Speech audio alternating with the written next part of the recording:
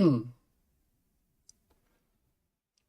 right, we are live. Let's just take a look at everything and make sure that it is working as we start our thing here. Seems to be working fine.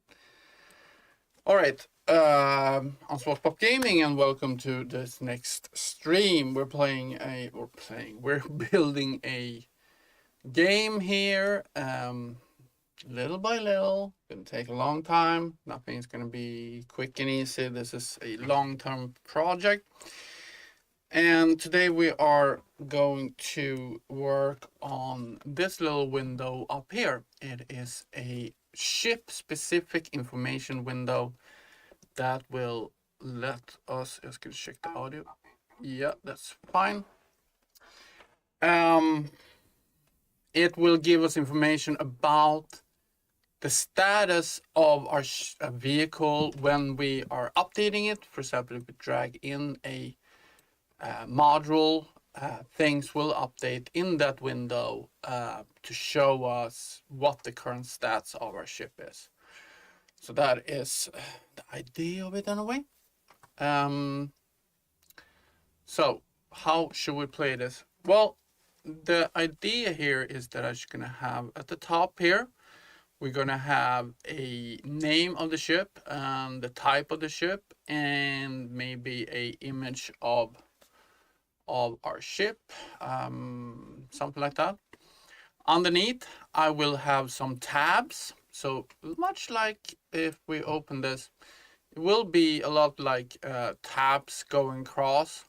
And we will have, I don't know exactly which tabs we're gonna have, but we're gonna have an offensive, we're gonna have a defensive, we're gonna have the ship cargo or vehicle cargo tab, and we're gonna have a fitting window or something like that. I don't really know exactly right now. We'll see when we build it out to see exactly where we end up.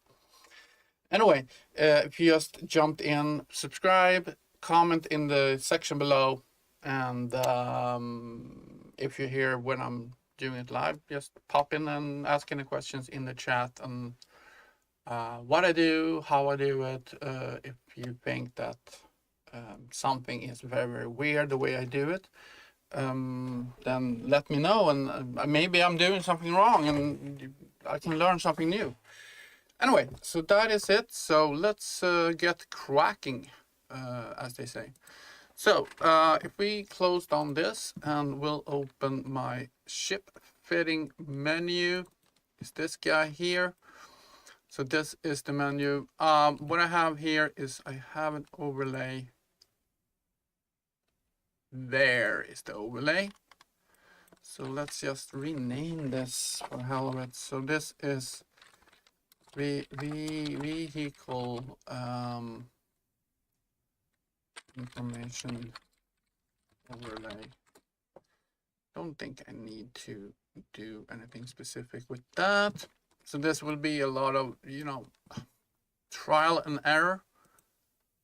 Let's see here, information window. So these guys here,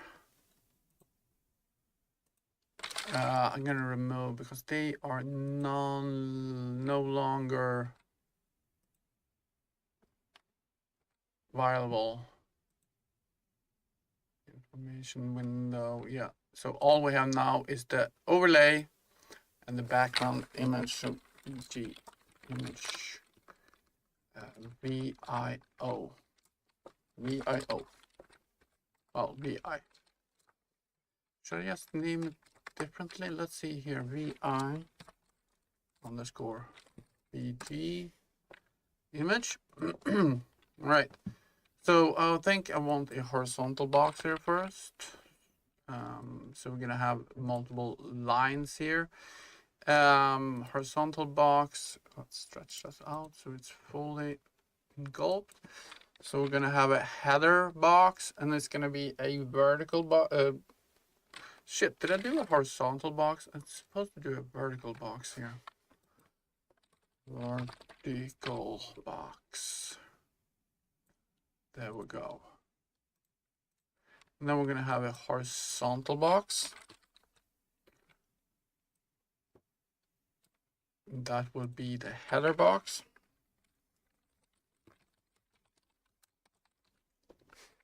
Boom. Let's fill that for now. We're gonna fill them all, and then let's see. And then we have we're gonna have the tab box.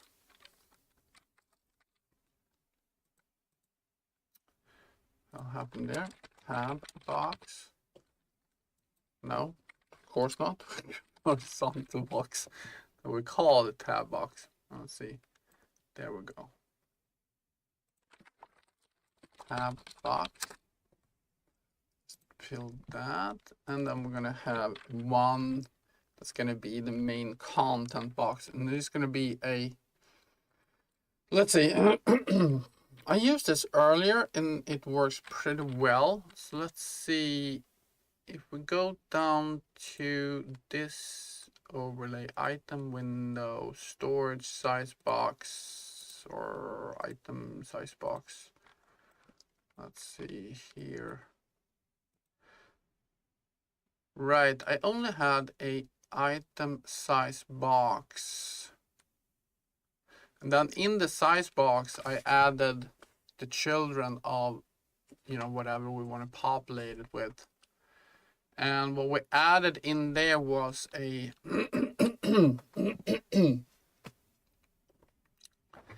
what we added in there was another widget that was basically a scroll box. This guy here is basically nothing. Think. And then we populated whatever we wanted to. Yeah, fitting with the scroll box. And then we populated whatever we wanted to do in that scroll box. I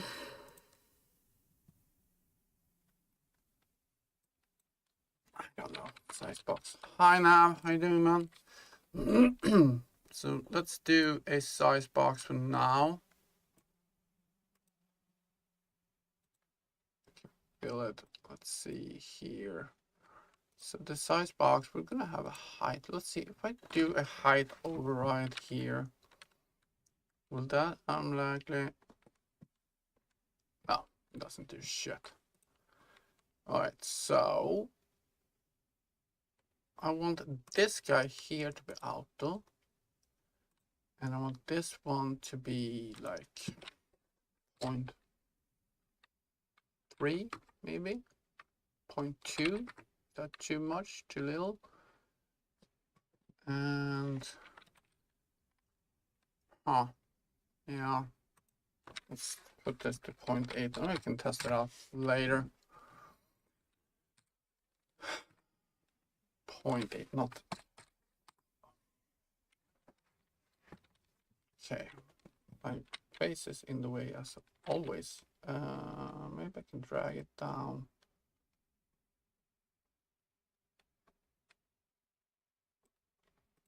Like so for now. No matter where I put myself, I'm always in the way.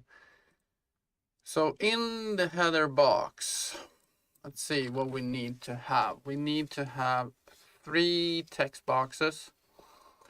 And that text boxes, let's see, we're gonna have the name that you're going to be able to change. You need to have a name of the vehicle that you're in, so you know the type, so to speak. And then we're gonna have an image. So let's do first of all a text box here. One, oops, put it on that thing. Thank you. And then we're gonna have another text box, and then we're gonna have an image, I guess. Boom. All right, so boom, boom, boom, boom, boom, boom. And let's see the image. We can make it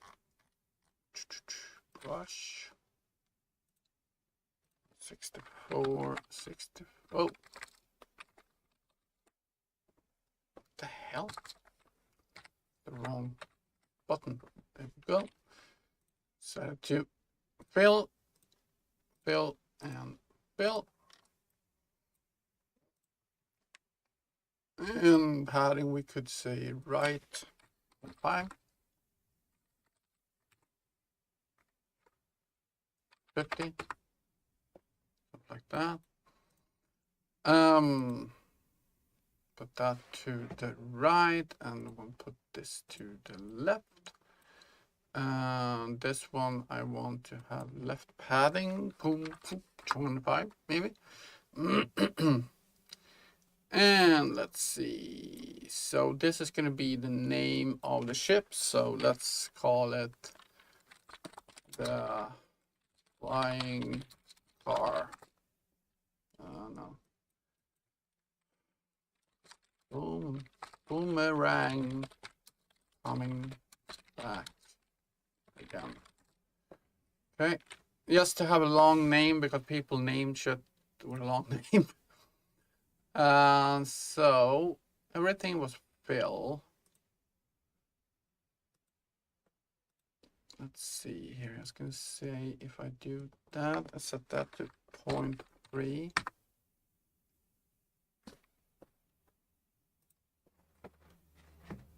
Let's see here. Boom. This could be wrapped just for the hell of it. Boom.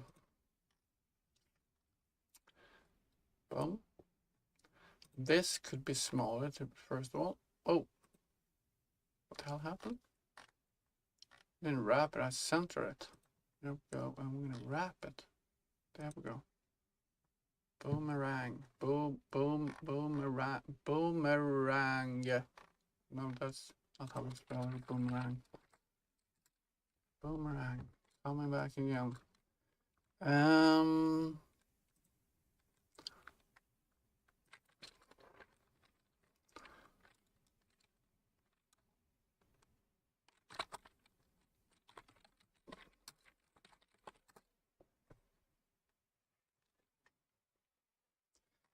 I think this could be a little bit smaller, like 18.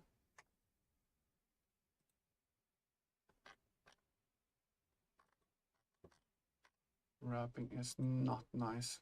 There we go.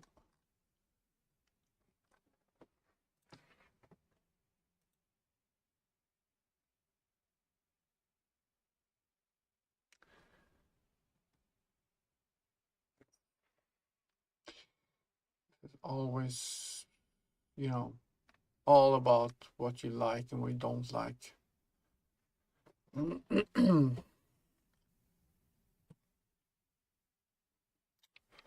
Do that to 24. I want that to have a font outline of 1, 2. Yes, 2. And maybe I can add this to the bottom like that, but the type is down there. We're gonna do the same with that.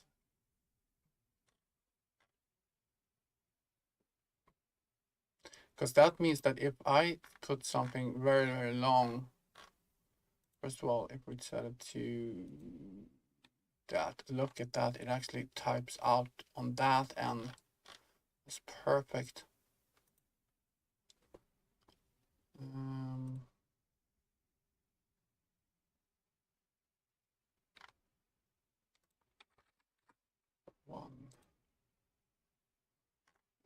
Let's say that that text could be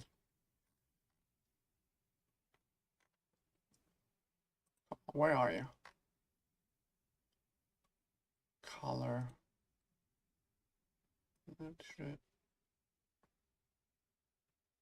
That color. And I don't know, do a little shadow on it, see what it looks like. Strike brush.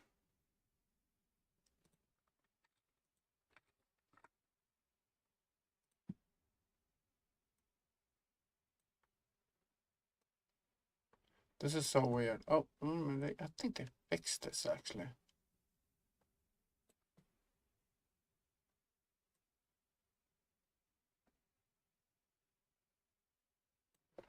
It used to be that it was either on or off, but now I think they fixed that. What does that look like? Let's just see what it looks like on the screen.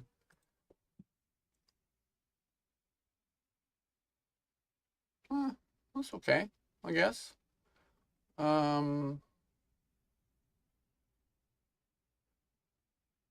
Yeah. Would like to have some little line underneath or something like that, like this guy here.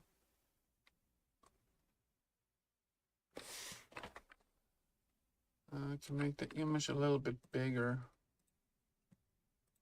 That could be, what's it, 72 the next level? 72, 96, I think. That's too big. 2. Maybe.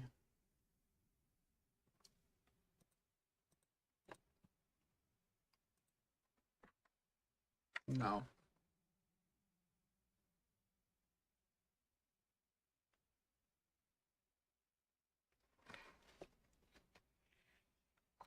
All right.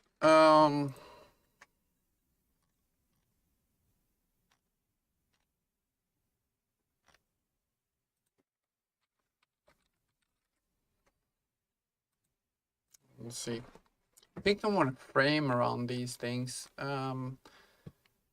You know, so if you put an image, you put a frame around there, you put the image inside the frame, something like that.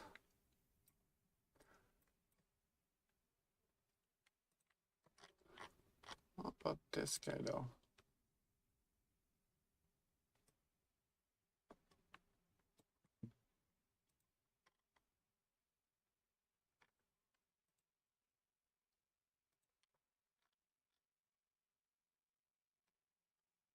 Shadow offset. Hello. Time. Okay. Time for what?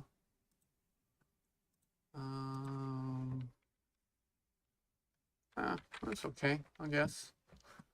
It's just so I have something to see that it actually works. Gonna set a limit for how long a name can be, etc., etc., etc. That's fine. Cool. I think I want to. How did I do that in the other one? Let's see. How did I do this guy here? There's an overlay in between. So I had a store horizontal, then I made an overlay. I did a fill inside a vertical box. Wait a minute. I did a vertical box and then I did the overlay.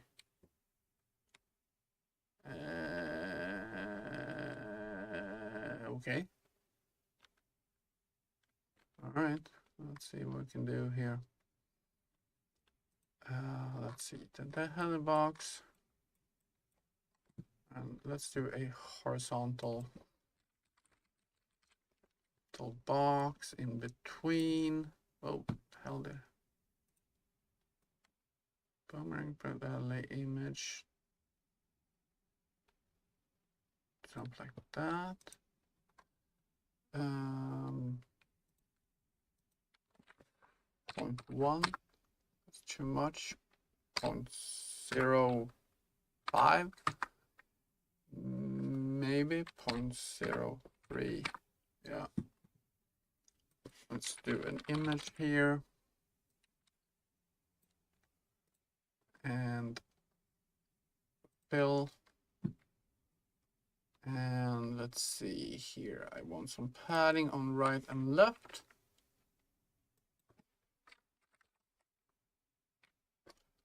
And left 10. And let's do tint black and 0.2. See what that looks like.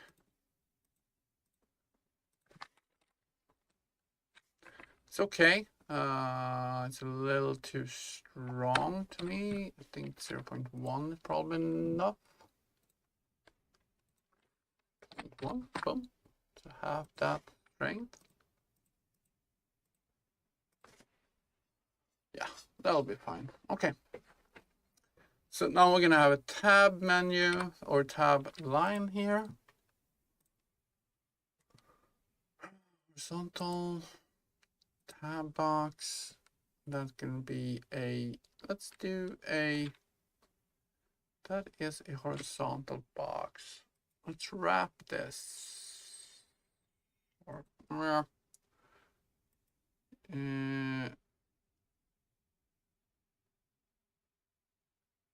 if we wrap this with a size box and say that the size box is auto with a minimum height,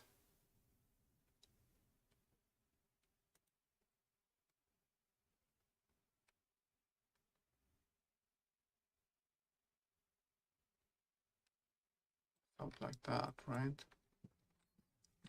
35.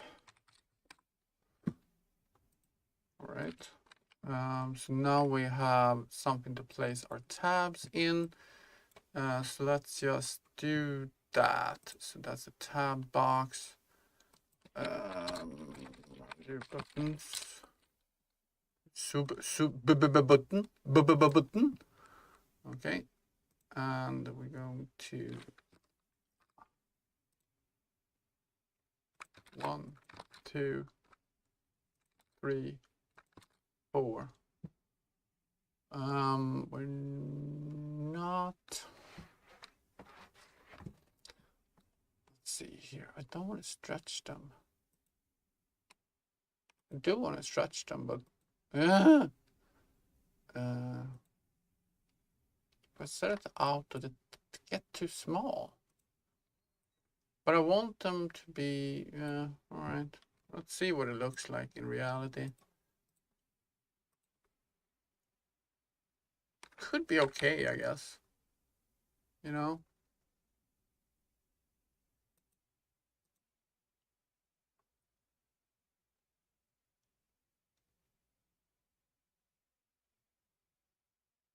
So how many we're gonna have? We're gonna have one for offensive, defensive, fitting. So all the information about the fitting, whatever. And then we have a storage. So ship storage. I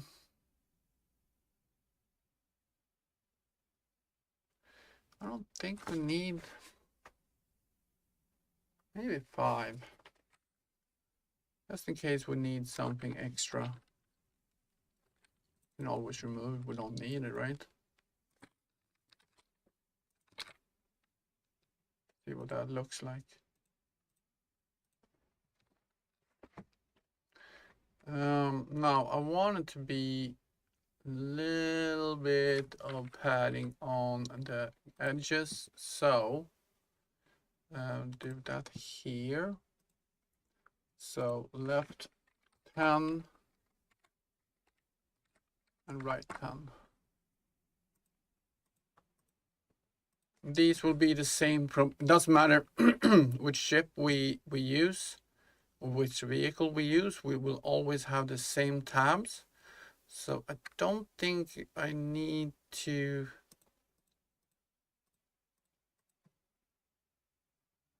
I don't need to do this dynamically at all.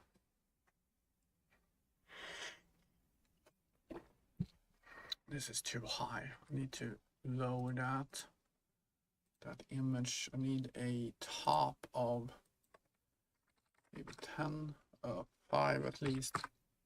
There we go. I'm so picky sometimes. Sometimes I'm just too picky. All right. Let's update the names on these guys.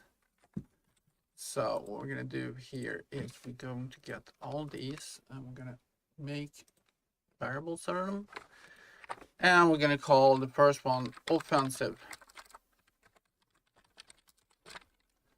offensive tab. And the second one going to be defensive tab. The third one will be, is it 1F or 2Fs?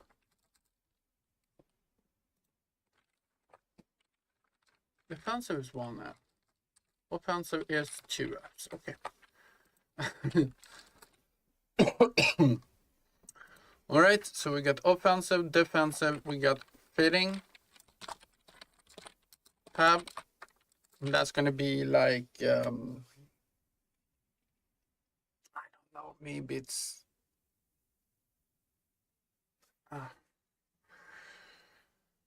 offensive, defensive, fitting tab. No, that's fine. We can do a fitting tab. Well, this is our game. I can do whatever we fucking want, right?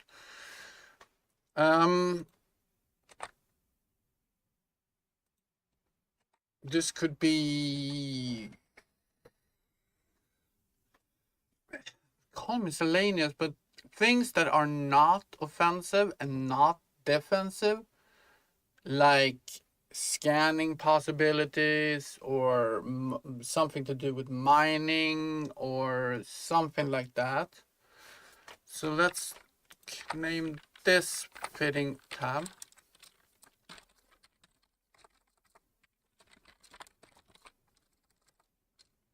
Okay, I need to rename this first.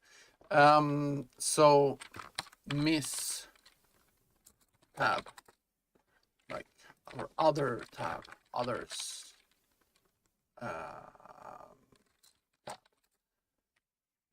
And then we're gonna have fitting tab. Oh, maybe I can fucking spell that correctly. And then in the bottom we're gonna have ship storage. There we go. So now we just want to make sure, because normally I update this through code, but because we're not doing any C++ really here right now, then we can do it here. So widget controller. So event construct. We are at event construct, pre-construct, construct. Okay, here we go. Boom. Let's see here. Maybe we should just create a function straight away. Set tab names. Let's create that. Of course, we misspelled this. Again. No, what?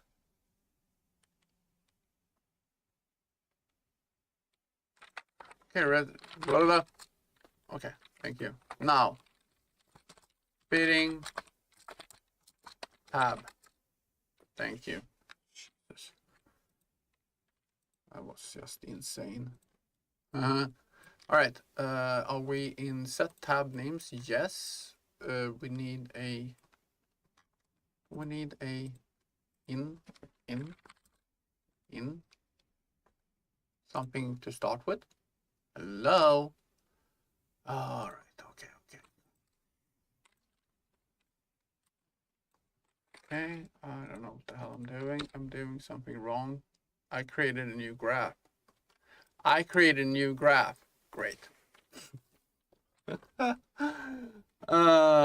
Shit. Set names. Set tab names. There we go. Boom. So let's see. We're gonna get that. We're gonna get that. We're gonna get that. We're gonna get that. We're gonna get that. Okay. Grab those. Move those up there. Okay. First of all, set text. Oh, right. Get text. Jesus. Get accessible text. Set tooltip. Get.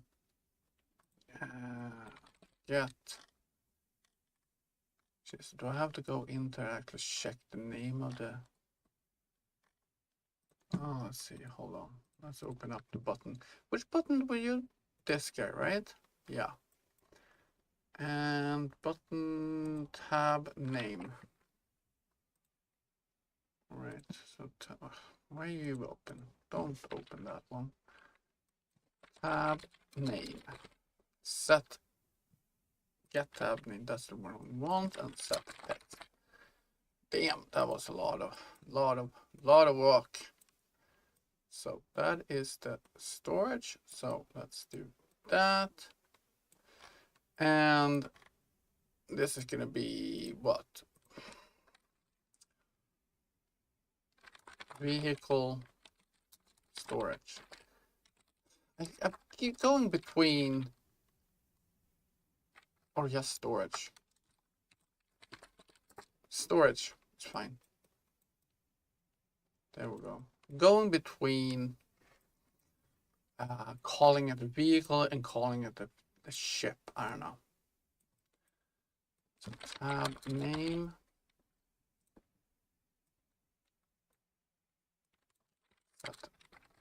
Set text. There we go. And there we go. Offensive. Nice. And let's go defensive. Tab name.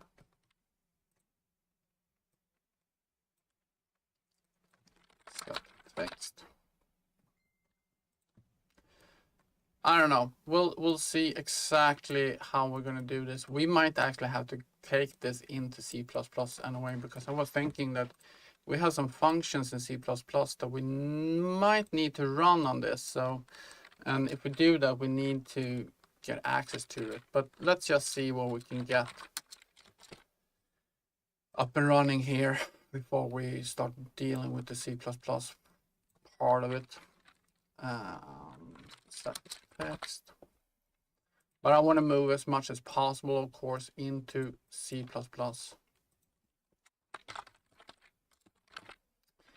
Defensive, and this is fitting. And I don't know what to call this. Tab name. But right now it's all about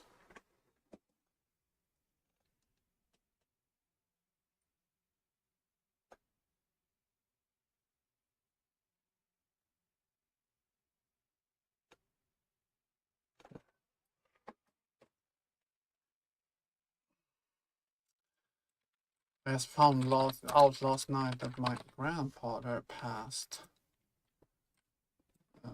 It's not somebody I knew, but brothers are going in full cylinder and everything. So I don't know what to call it. Miscellaneous, other. Let's just put other for now, and then we'll because right now it's just for making sure that everything looks okay. Oh, right. We might need to call the freaking function as well. So let's do that here. Boom. There we go. And now we should even update here. Yeah. So that should be fine. And I want these to be the same size, and they're not. And all right.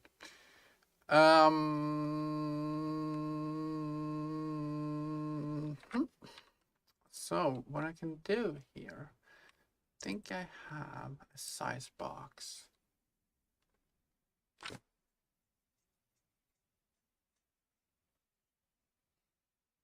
I can probably get the size box. Let's see here. What am I doing? I'm gonna go in here and in here.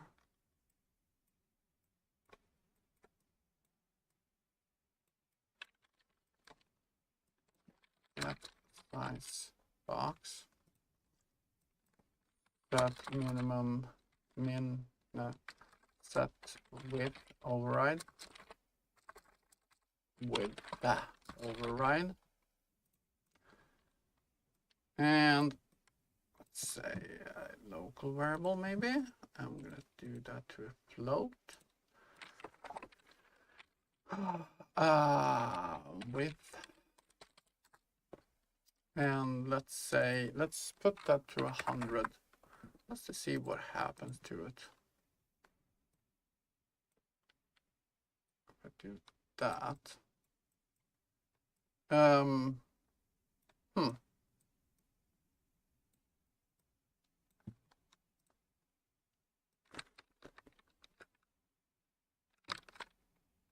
Can I actually do this? Let's just say if I do that, will that work? No, it will not work. All right. Sorry. Some things works to double up on it, the intake, but not that one. Okay.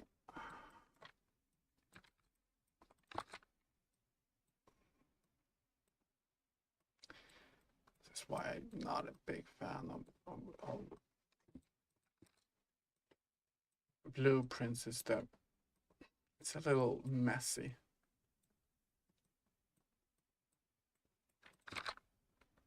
I don't know. But it's great for testing shit out and seeing if stuff works, what I need to think about when I go into C++ and set it in.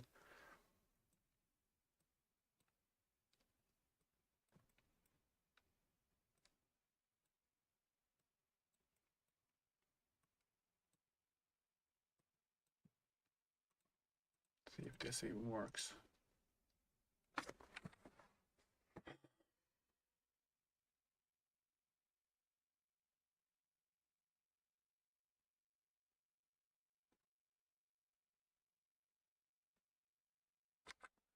So that doesn't work. Is that true? So if I set this to 200,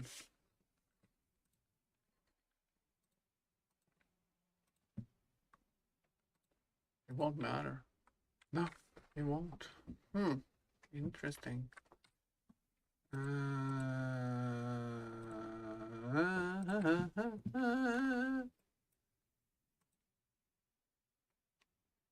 Is that 200? Because if I set 200 here, it does do anything, something.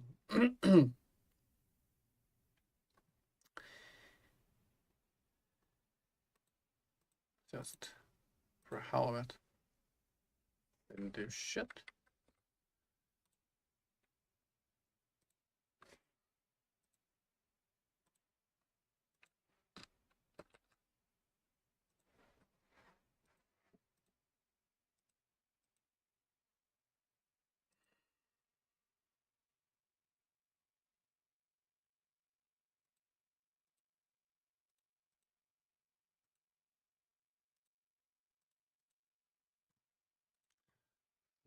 Button,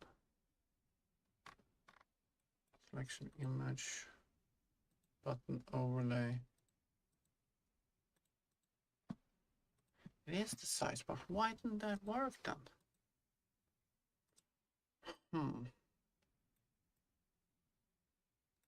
They're all connected.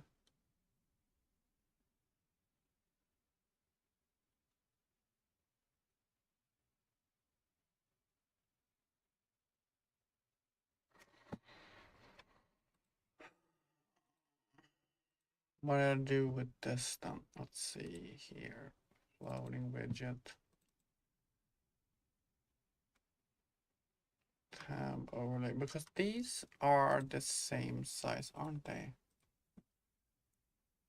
Yeah.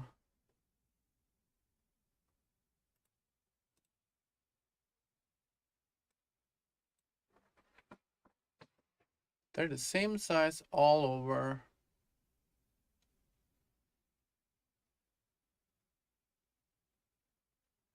Wait a minute, are you using the right?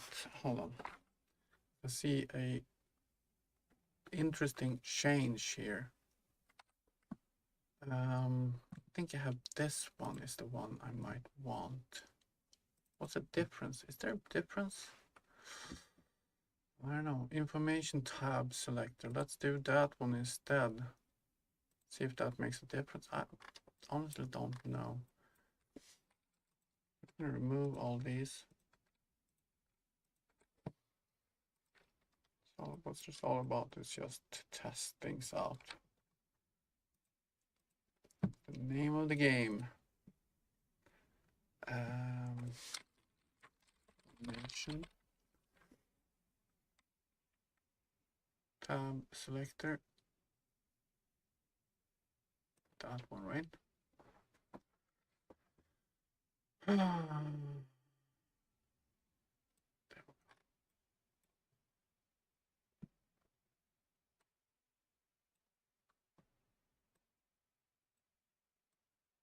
Four and five. And well, this is totally different.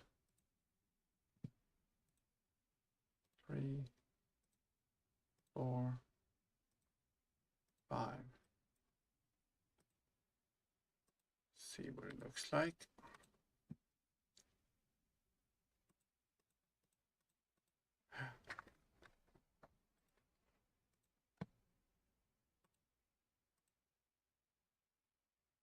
Because it's not buttons, it's actually tabs. That looks better. So let's do. Shit. Too much shit open.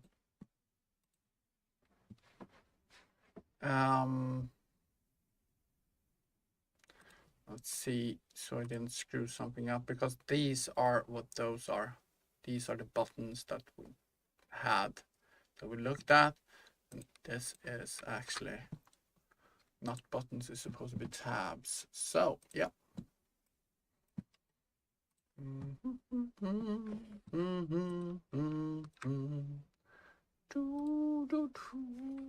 Okay, let's start over. So, offensive tab, defensive tab, other tab. I don't know what to call that. That's so insane. Fitting tab and storage tab. That's actually the one I look a little bit more forward to building up, is the storage tab. I really want all the storage stuff to work. So we're gonna get that. Okay, can just other and storage. Okay, and what did we call the text in here? We called it tab name as well. Nice.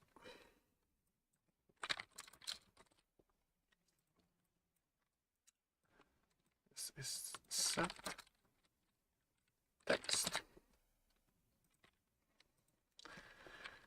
Storage.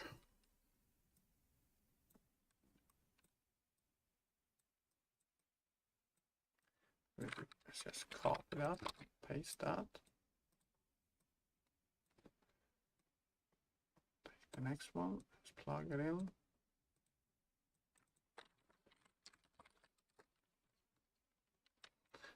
I don't like the name other, but yeah.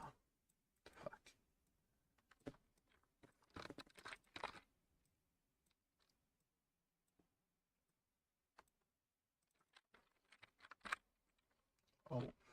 Offensive.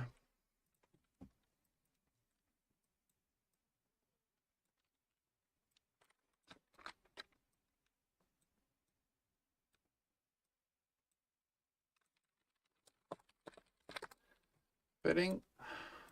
And the last one is defensive.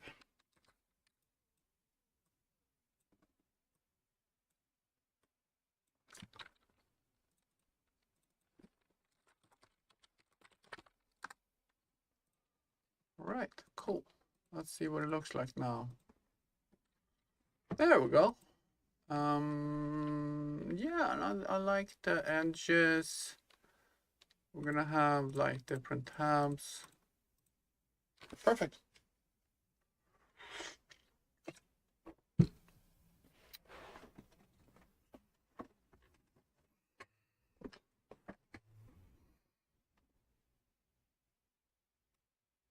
Do I want one of those lines underneath there as well, maybe? Could be nice, maybe.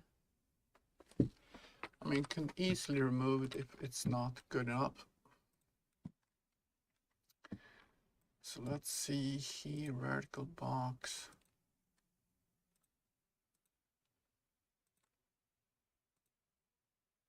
That one. Copy, paste, and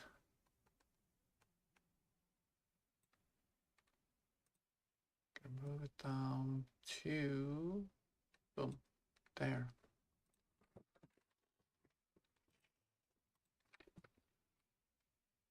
Does that look like?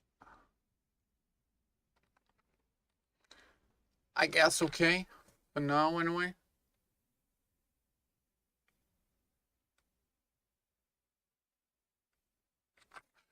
Right. Now we have this whole blank thing here, and this is where we are going to fill with all the information that we're getting depending on what tab we are clicking.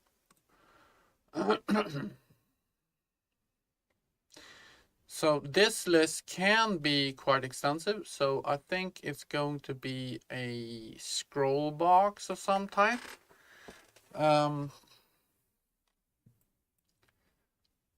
However, let's see, we have an item box there, so we're going to fill this out by code. I think it's a good idea. How did I do it in my tab thing here? Was a content switcher? Yeah, that is probably better. Main content. Create a main content switcher. Right. So that size box of that, and then we have the main content switcher. That's what we want to have. So instead of a size box here, we're going to set a switcher. Widget switcher.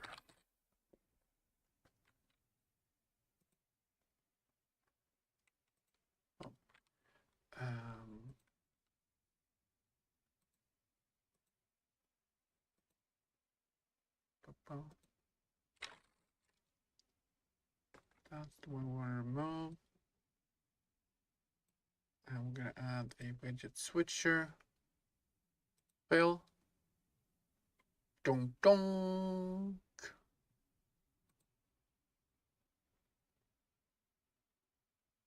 A required bind item size box. Oh, hey.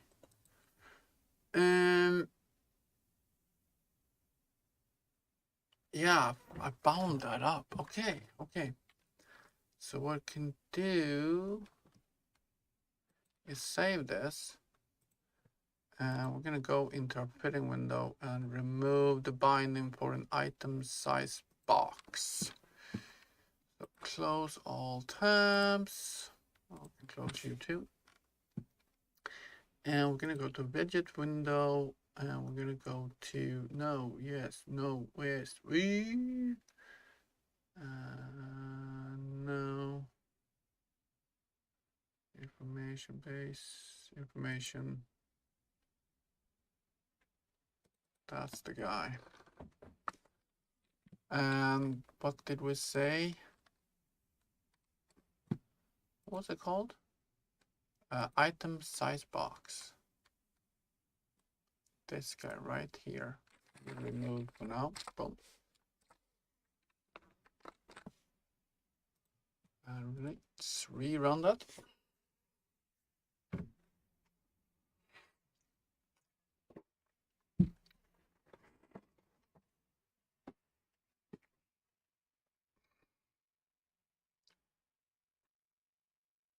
So this is how we control whatever is in C++ by bind widgets to it.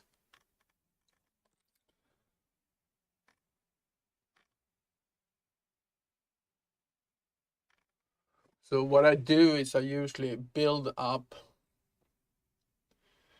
my widget, the part I'm working on, I'm building up the widget. And then when I'm happy with it, I start binding different things so I can control them in code.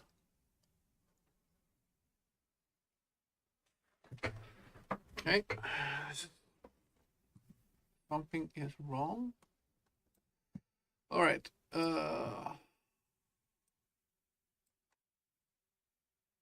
Right. Remove that. Shit, that's gonna be a lot more work. Damn. So I need to go to the struct and fitting menu struct. Let's see. Because I'm not using this anywhere anyway. Why did I set it up like this? Why? Because I fitting menu struct. Let's see. Go to data. Oh damn, so much stuff here.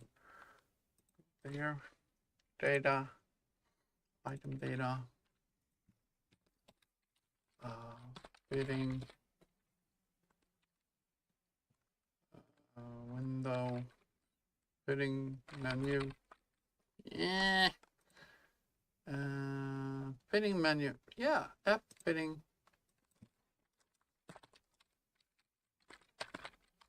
Menu struct.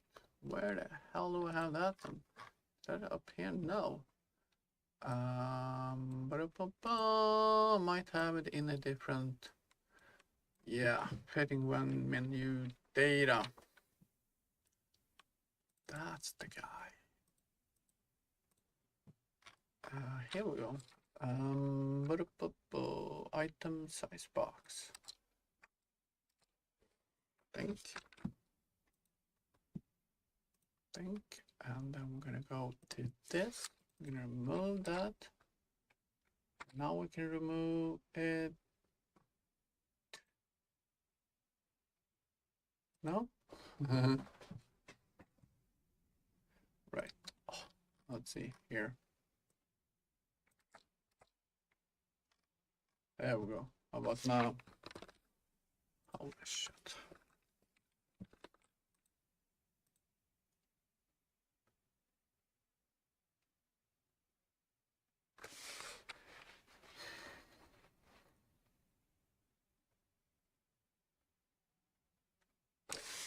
Did I do something wrong here?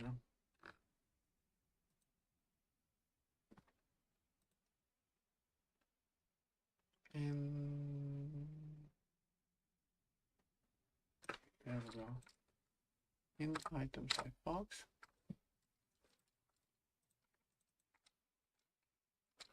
There we go. Ah, there we go. All right. It's gonna fix up this a little bit.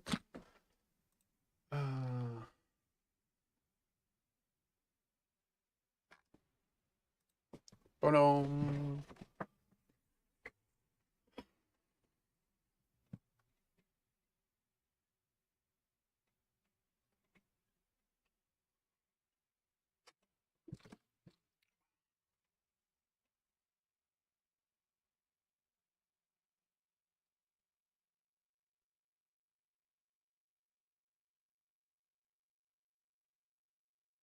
Okay, I got another error somewhere. Okay. Set objects. Okay, so an item size box, something I don't even use. I was fixing everything. I was so good. Menu struct. See where else we are. Probably somewhere else.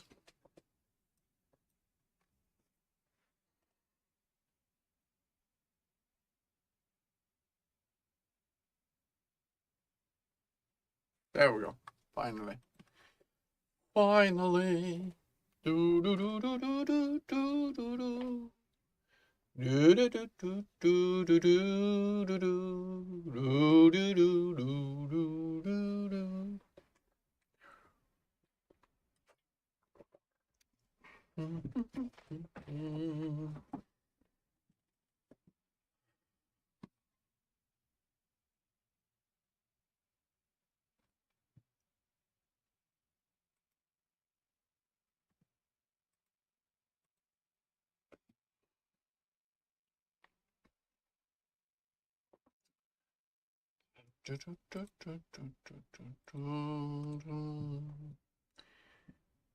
It's coming together. It's coming together.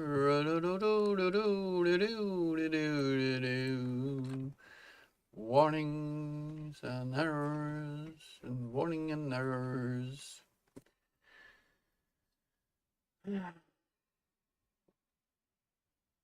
90%. There we go.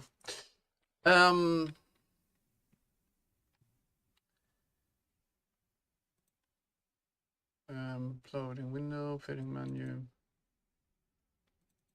Oh, there we go. Okay. So now we're good. Everything should work as is.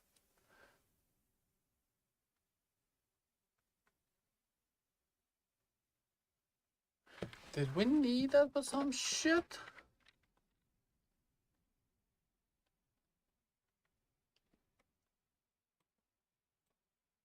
Oh my god, did I do item size box? Oh fuck me!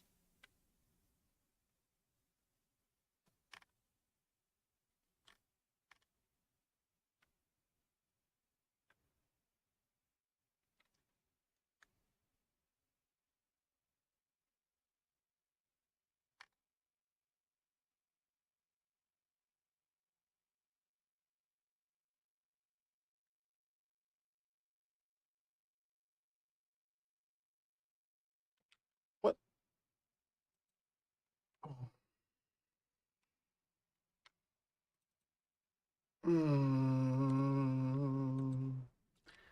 Are you fucking kidding me?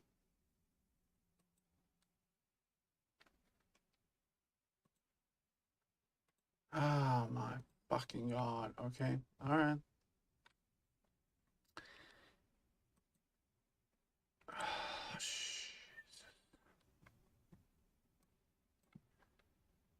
alright, let's go back.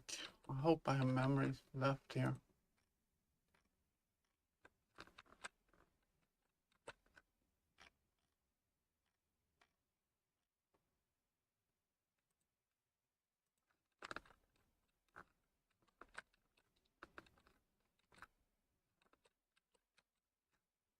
Oh.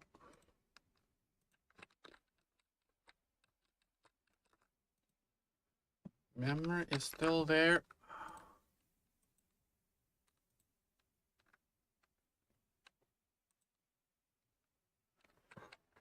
What the hell? What the fuck?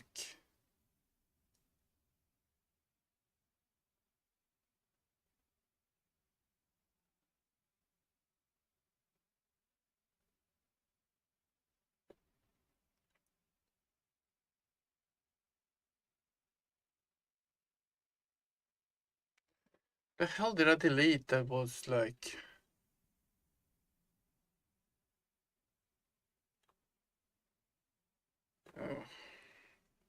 I had fixed everything and now I fucking screwed it up.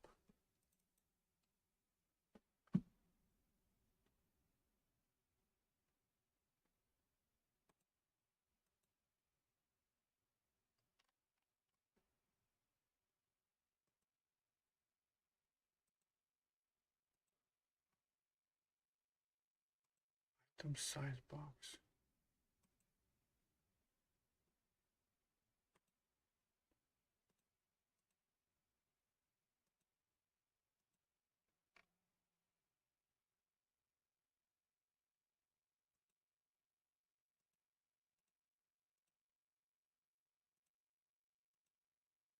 Oh, darn. Okay. It's a size box item set. Okay.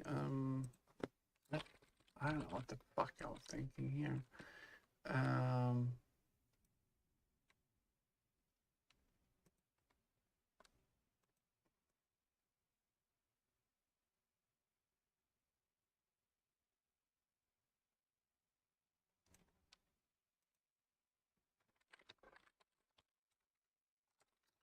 what do we call it? Item size box.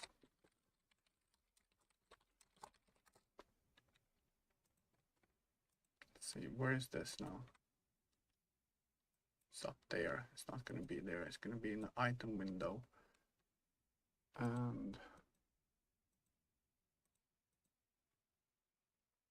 bill. There we go.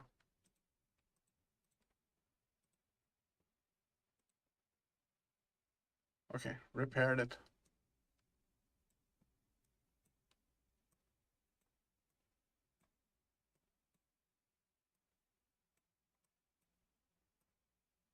All right. That's nice to have it all in C++ because all the fucking code actually still works.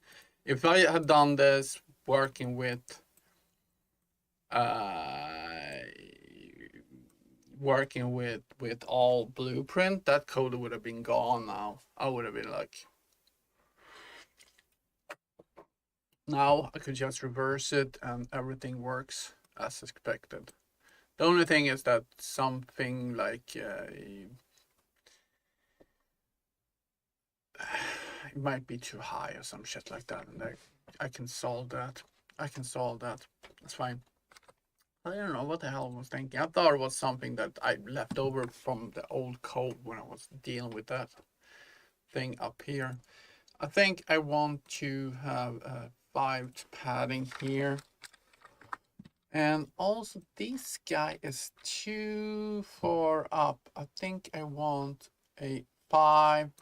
Let's do 10 and 5. Maybe that's not gonna work. It's just that it's too big.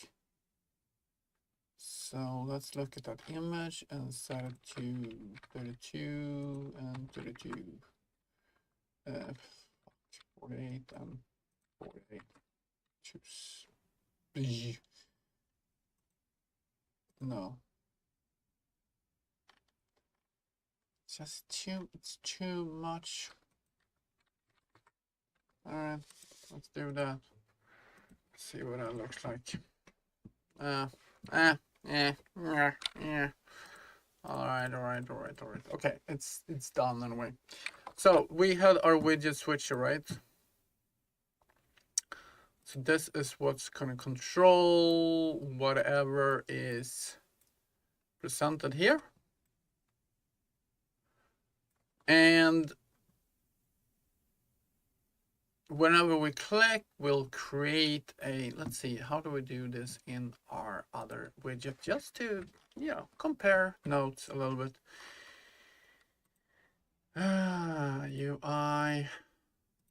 UI controller, tab control, tab button controller. So it's just setting the name to the tab.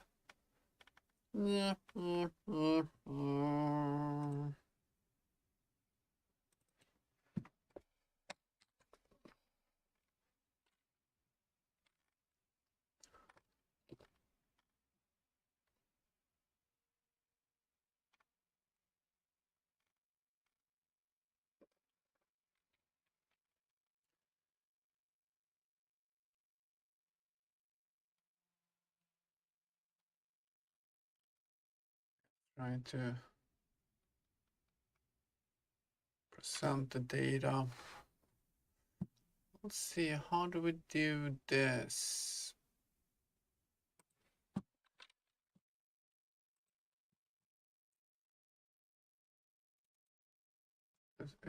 What is this? information sub-widget. I got nothing to do with this. Hold on, I'm in the wrong place. I want to see the floating window here.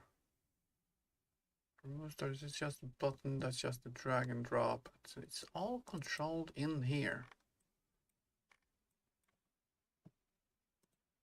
Tab button container, main content switcher.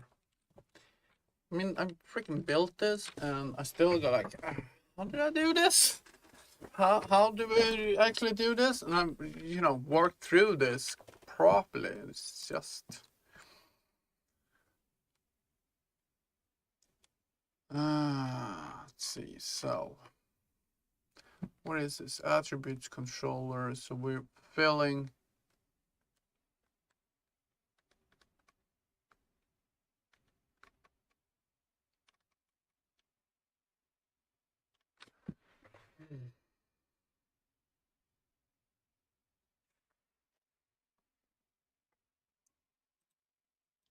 Bum, ba-dum, bum, bum, bum, ba-dum, bum, bum. So attribute row, widget controller, basic information controller. Let's see. Trying to go through this and you'll see update information. So this is basically if we are getting our basic information widget, then we just fill out the text that we want to have in there. Nothing weird. It's just basic text, but we don't want that for these windows. We don't want basic text from top to bottom. We want different sections, so we need to build up a widget that we can place in there.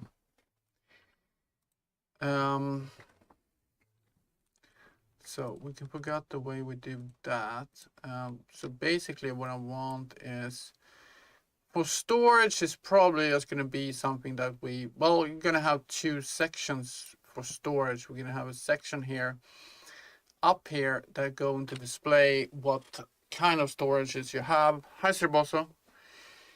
You're going to have a section with, for example, if you have a main storage in the ship and then you have a storage for example, ore or minerals or whatever, you're going to have that as sub widgets here. And then you're going to have the actual storage underneath. Switch statement inside switch statements is crazy. It's scary. Nah, it's not. It's just you need to be careful to place the brakes where it's supposed to be. But it's like nested if-else statements. It's nothing very, very crazy. So let's start with one of these. We are working with the storage. Maybe we should start with the storage anyway, when I'm thinking about it. So that will be 0, 1, 2, 3, and 4. So let's set our widget switcher to 4. 4. Oh, I need 4 things to do it that way. Nice. So let's set horizontal boxes, just for the hell of it. 1, 2, 3, and 4, and 5. Let's do 5 there. There we go. 1, 2, 3, 4, 5, and I'm going to set the switcher to 4. And in here we're just going to set a text for now. Just for have it, and then we can start building it up. Just going to make sure that it actually works. There we go. So all I'm going to do is display that text block, and there's the text block. So now we know the storage works. All right, so what do we need? We need to create a new widget. Readable for you as a human, yes. For a computer, no.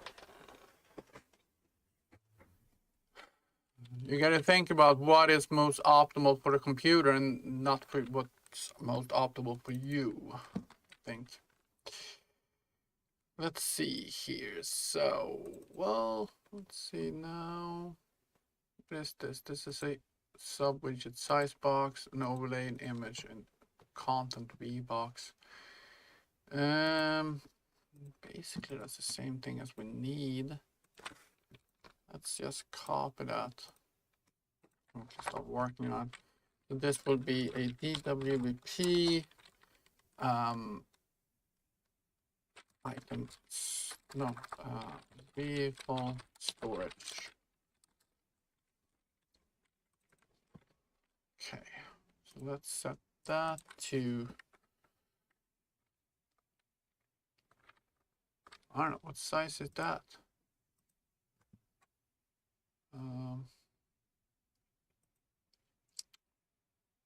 I don't know.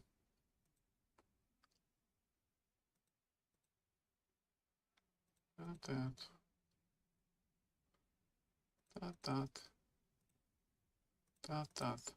Yeah, boom. That's good enough. Let's set it 200 and 400 and 200. Guess for the hell of it. Oh, you're back. Okay, where you gone? So I don't know if I need the background image, but we'll keep it just to see what the hell we're doing. So this is an overlay, and this is a vertical box. And in the vertical box, we're gonna have two. We're gonna have a horizontal box there, and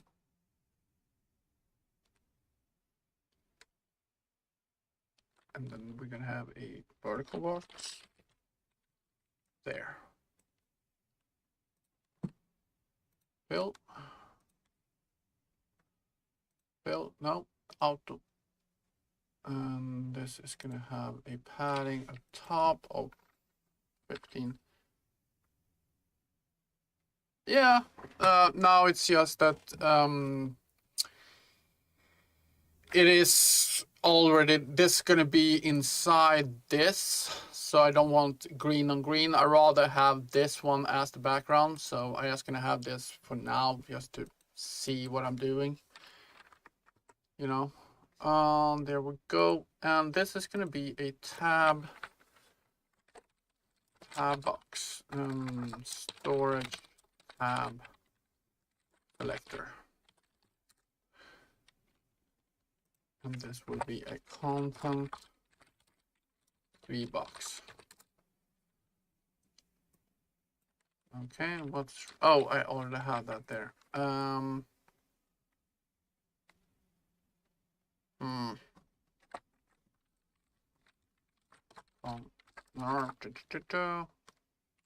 are we gonna call this? It doesn't really matter. Vertical box, because we want this to be a V content box. So, get the sub size box. We're gonna overlay just for the image right now. So that is the storage tab selector and a vertical content box. So for now, we're just gonna have, oh shit, tab. Let's see, VPT information tabs is that one. Holy smoke, that became big.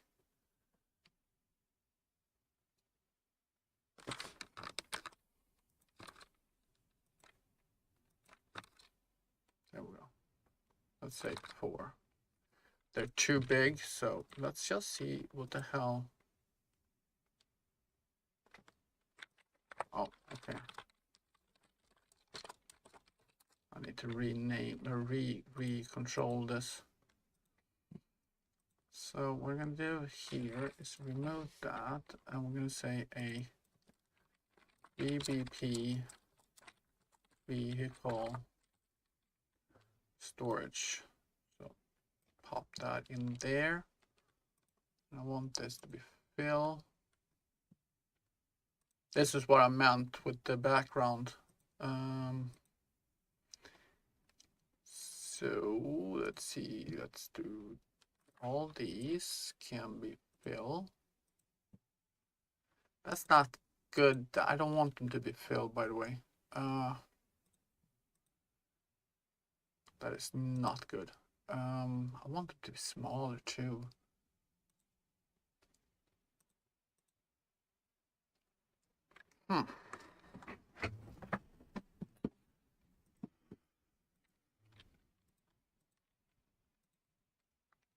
That one. I want them to be here, but I want them to be a little smaller height. Well, first of all, what we can do is we can remove. I need to create this into a new version of this button, I think. Need to create a new version. First of all, I need to remove the background image. It looks horrible. There we go, much better.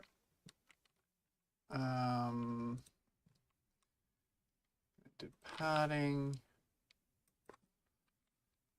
15 and right 15. There we go. Or is 10 enough? 10 is probably enough.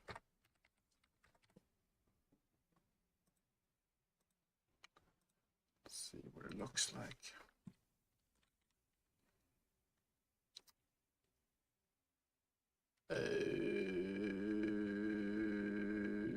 What?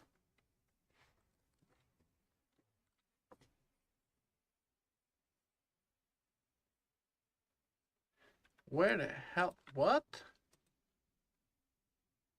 Stores display controller.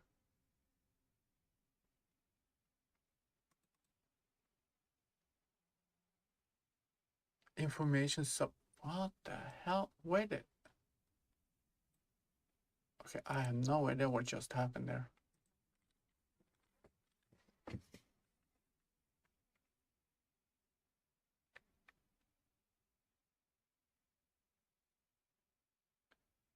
Pure coding? Nah, depends on what you're doing.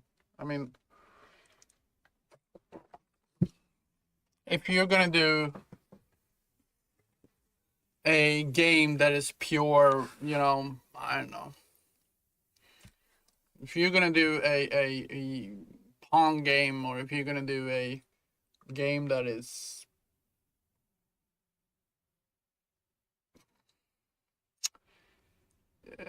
what do you call it though? The Tetris game or something like that. It's pure code. There's no UI really to think about. I don't know what happened here. I got a crash for no apparent reason.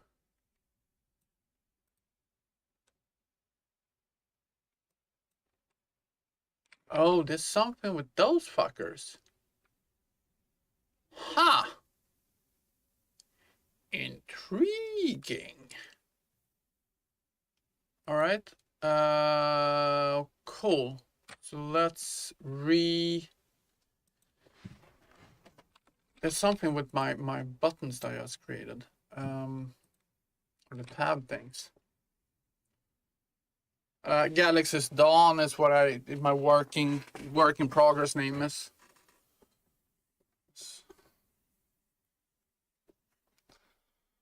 Galaxy's Dawn. You know, the idea from the start was it's going to be a space game, but it's not so much space right now. So we'll see. We'll see. Let's see here. So I'm gonna go and so what's happening here, I think, is that these guys inside here. Boom. They calling some functions, and we need to stop that from happening. So what I'm gonna do here right now is I'm gonna go and I'm gonna redo this guy to something like user widget, gd, no, that's the user widget. Yeah, continue reparenting. There we go. So now it's a regular user widget.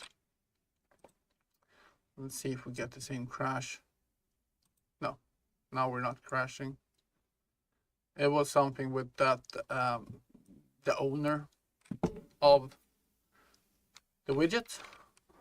So we'll reparent it. We'll create a new widget's name. Here's the name of the game. I put it down here. Galaxy Dawn. All right. So that should actually work that way, I think. Let's set the name. Let's see what happens if I set the name here. See, vehicle storage. That's cool. It's really cool. Let's see, main storage.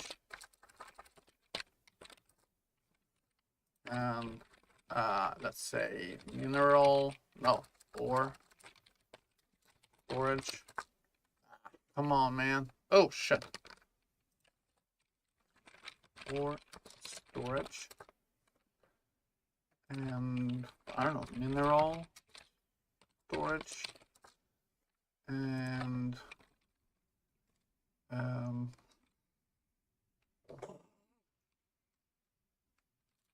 ammo or gas storage. I don't know. We'll see. Let's take those. We set those to variables. I just want to rename them and see what it would look like. 1, 2, 3, 4.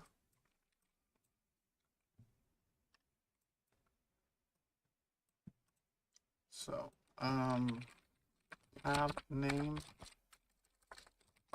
Now, I really enjoy working with Unreal. Sometimes it can be a little messy, but in the long run, it's just freaking awesome. String subtext. Boop. And this is going to be 4. 4 storage.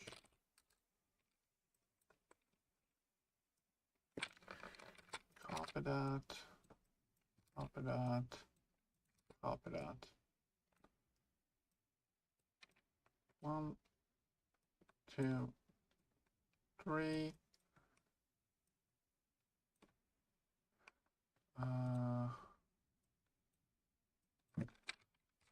No.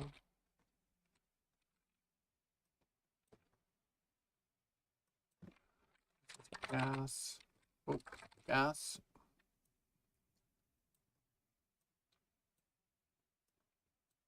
And this is main.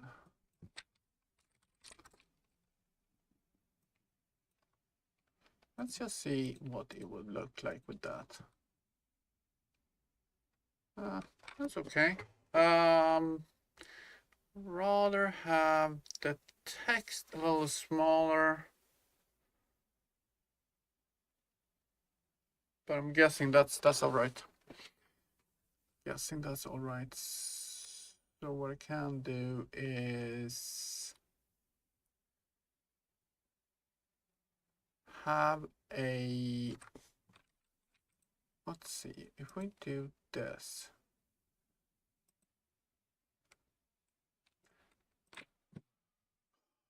Let's see, that is the wrong one. So I need to go into my floating window and there.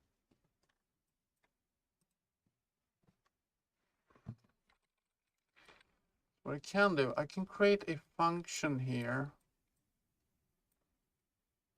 Tab name is variable.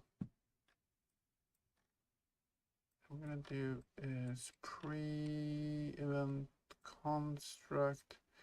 Right, no, I'm setting these names in code. All right, I need to set all these events has to happen in code. That's fine. So right now we'll live with this, and we'll work with it as is. So that is that. So when you click on one of these, you're gonna get the right storage that will be presented down here. Let's see. But I think that I'm happy with that. But also want at the bottom here, I want a storage counter, you know, telling you how much storage you have. And so that will be in our, where are we? Vehicle storage here. That will be at the bottom. That's a vertical. See there. So we need a, I don't know, horizontal is probably fine.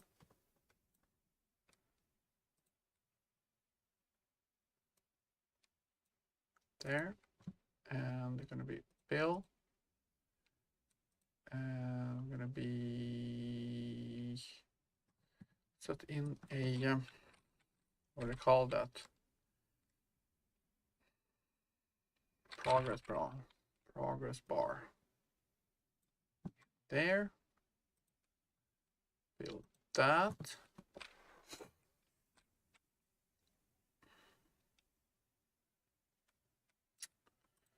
Now, of course, we're gonna left to right. That's fine. The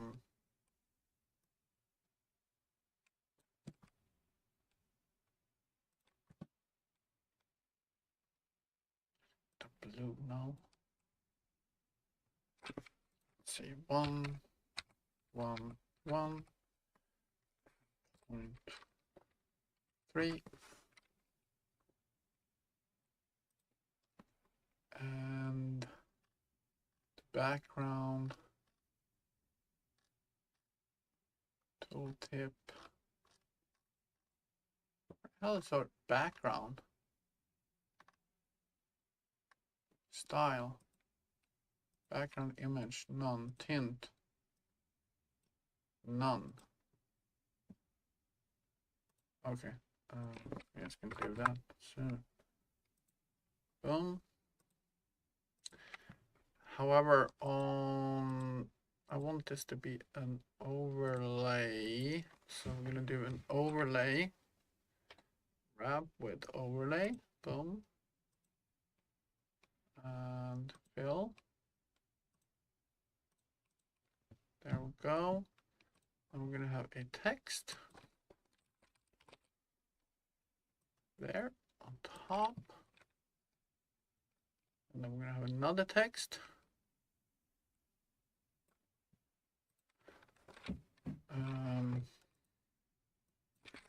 Or wait a minute, that one. We need this to be a horizontal. Hey, Dupner, Dipinder, how you doing, man? Welcome in. Horizontal. Just trying to get something to look all right before I start moving it into my C++ code here. Then we're gonna do text. I guess like all shocked when I saw my name. I don't know what. Who's this? Oh right, we talked about it yesterday. So we're gonna have another text block in between. Okay, so I want all these to be very, very small. So like 12 or even 10. Let's see, 10 and 10. Oh, let's see here. That is that. So if I do that, don't even know if I want it this way. Fill, fill, fill. Because what I want this to be, so the middle one is just a dash. And I want this to be, for example, 5.0. And this is like 100.0.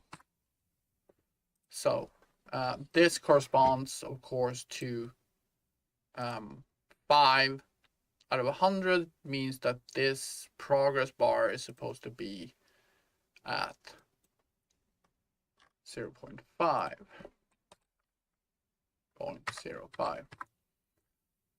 You know, so, and I want these to be like together, but I want to be able to update them separately.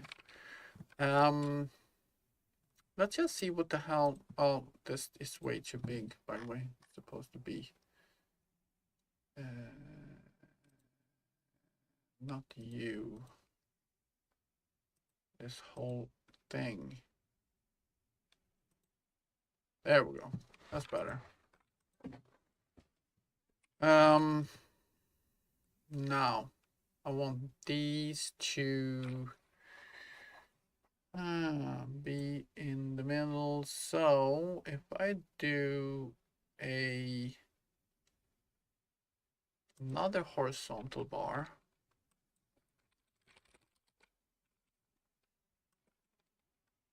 there, and I put this inside this, and I fill that. Hold on.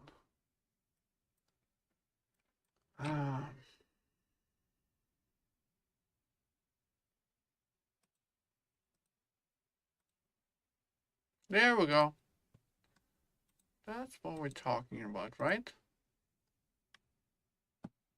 Let's see what that looks like. Okay, we need to bring it up first of all. Need these guys to horizontal. Overlay progress bar. I want them to have a padding of maybe 10 to the bottom. Does that make any sense? Still is very, very far down.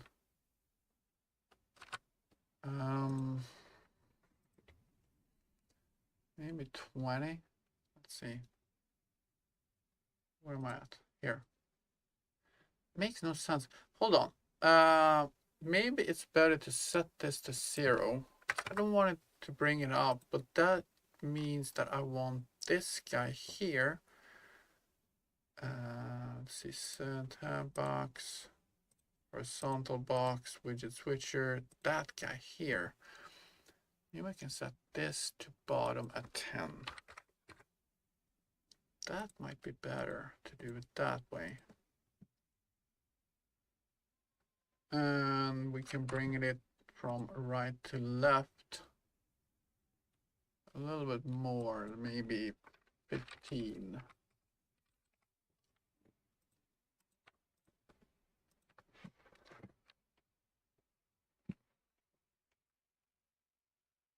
And bring it up a little bit more. So bottom 15.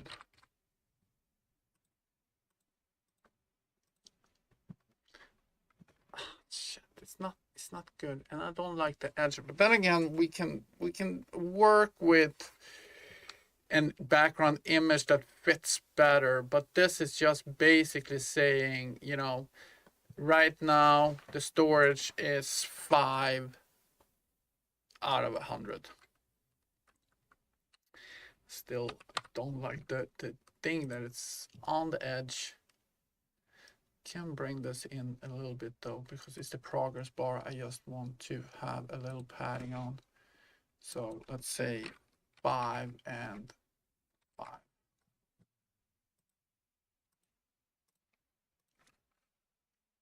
Yeah, that works.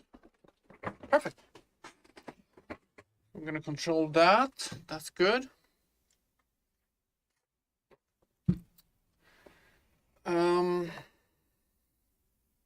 I'm gonna update that because it looks really, really bad, but that's the way it is. So let's say that it's over 90%. Say that it's 90%, then we can change the color to red or something like that. So we do over 90%, and we change the color. That's the background. That's not what we want. This one. We do that to, you know, the higher the number, the redder it becomes, and the lower the number, the could have some green numbers there, for example. So that's totally doable. It's not very, very hard either to do. Just takes a little bit of time. All right. So what I also want to do is this content V box is supposed to be inside here. I want this to become this needs to be a scroll box.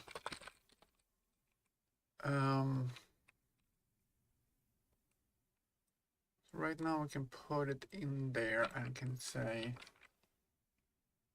scroll box fill.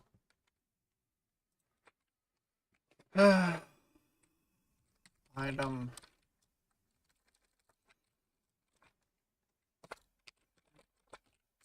But then again, let's see. We're gonna control this.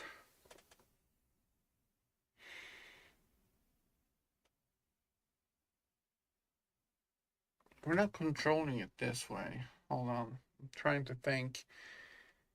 So we're ticking the tabs. This is another tab. And that tab controls everything that's in here. So we should actually, honestly, we should actually have another widget switcher in here. Not the scroll box here, but actually a widget switcher.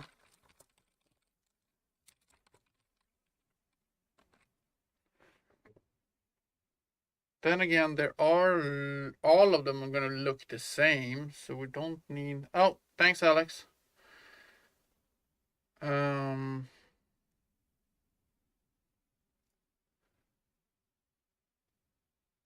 question is, fuck me. Should we have a widget switcher? But then again, all of these will be the same, so we don't really need a switcher. We just need to update the freaking data as we are clicking on it. We're clicking the main storage, it's just going to update whatever is in the main. The ore storage is whatever is in this ore storage. Mineral is just whatever is in there. So it's the same thing over and over again. So we actually don't need a switcher when I'm thinking about it. Let's just place in a, we can actually remove this. I reparented this, so we can just do this. Wrap with a scroll box. And then we just remove that. Then we take our scroll box and we are setting that to fill, so that's fine. Now we can just take this and say item scroll box.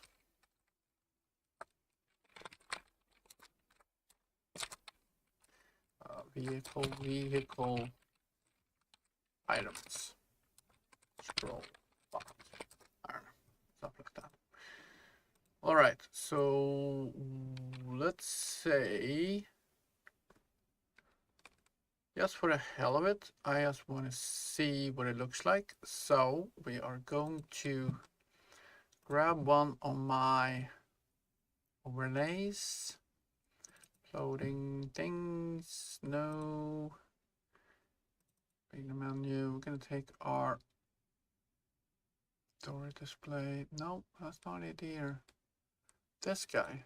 Item display. Let's take our item display. Item display widget. And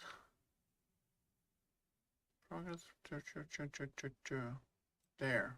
Holy smoke, it got big. But that's okay. Let's do a couple of these. Yeah, that is way too big. Let's see what it looks like. 3,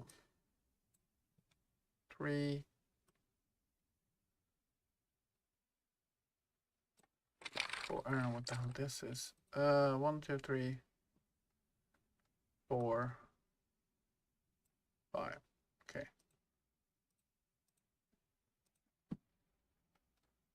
That's okay, I guess. Let's get a few more. They're way too big. But I thought it was way too big in the other one as well. So I think I need to redo that at some point. Right now it's all about, getting the code working. We got it here.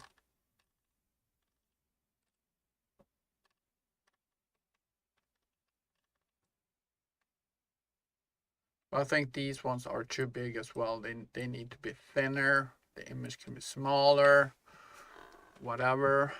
But yeah, something like that.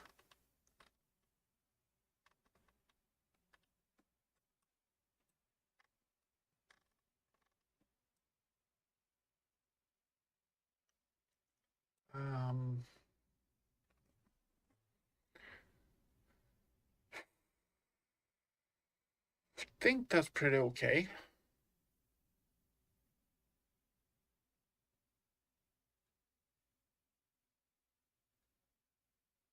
That's pretty okay. I think that's pretty okay. Okay, so let's start thinking about this. First of all, the vehicle needs a storage. I have the base for it, so we can start looking at that. We need to start getting this whole thing, start creating a widget for it, and then widget controllers, and make sure that everything works within that. And then we're gonna hook it up like everything else. That's gonna take a while, but that's the way it is.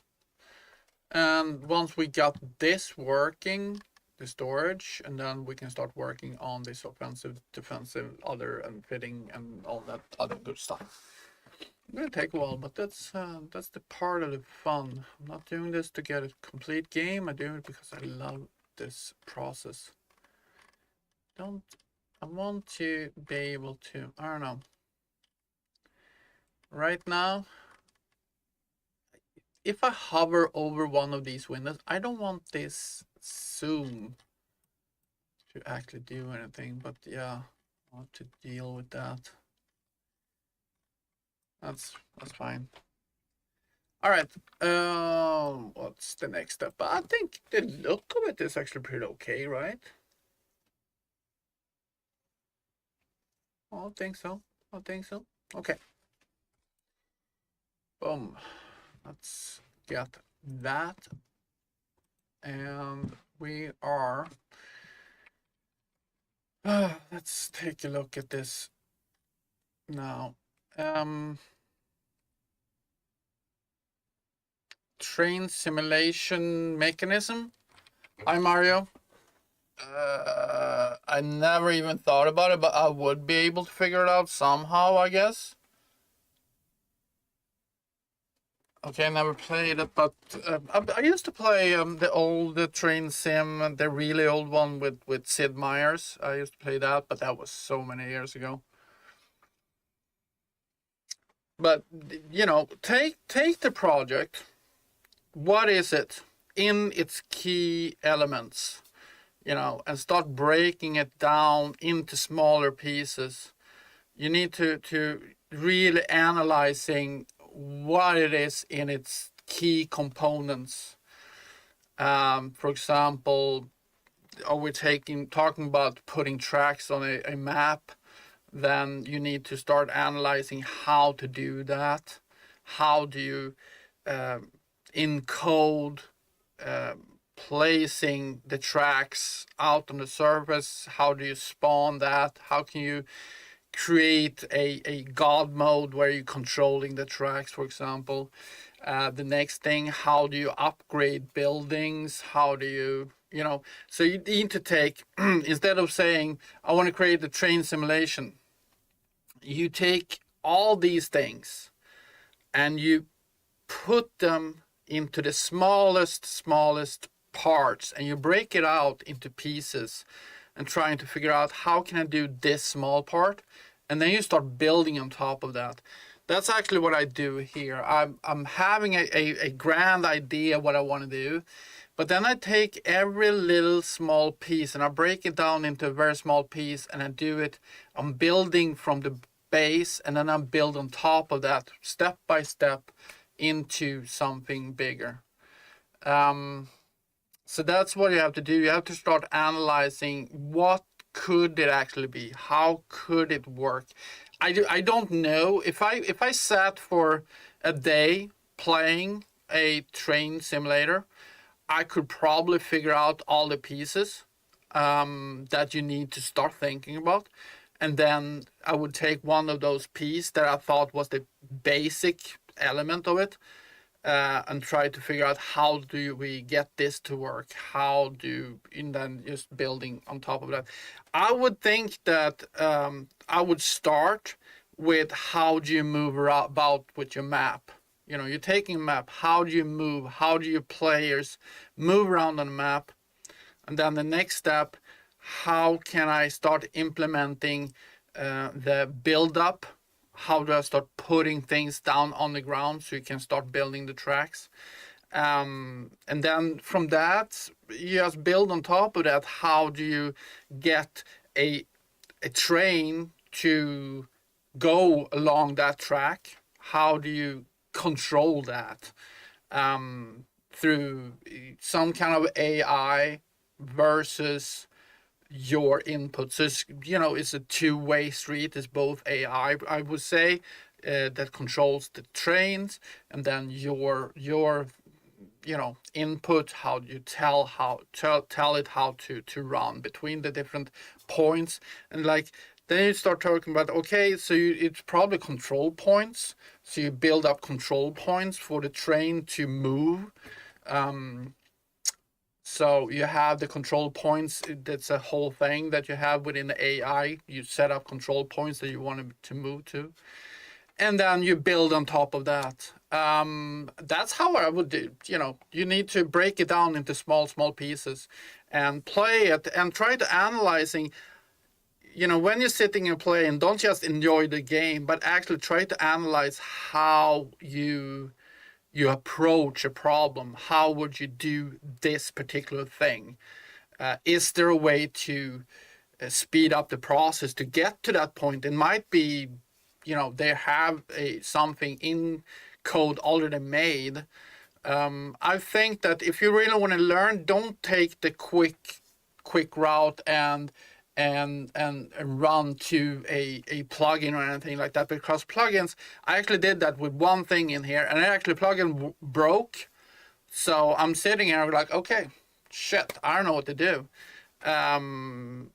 That is a minor problem for me, because it was all about I wanted a round buttons that are very, very, I wanted to have a, what do you call it, a radial button menu.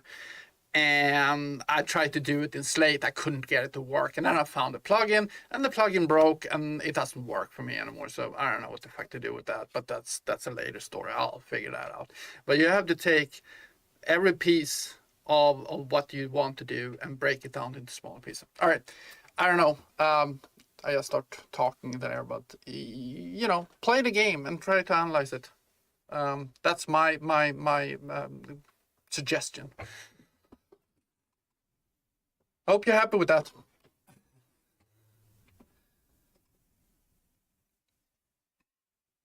Yeah, yeah. So that's.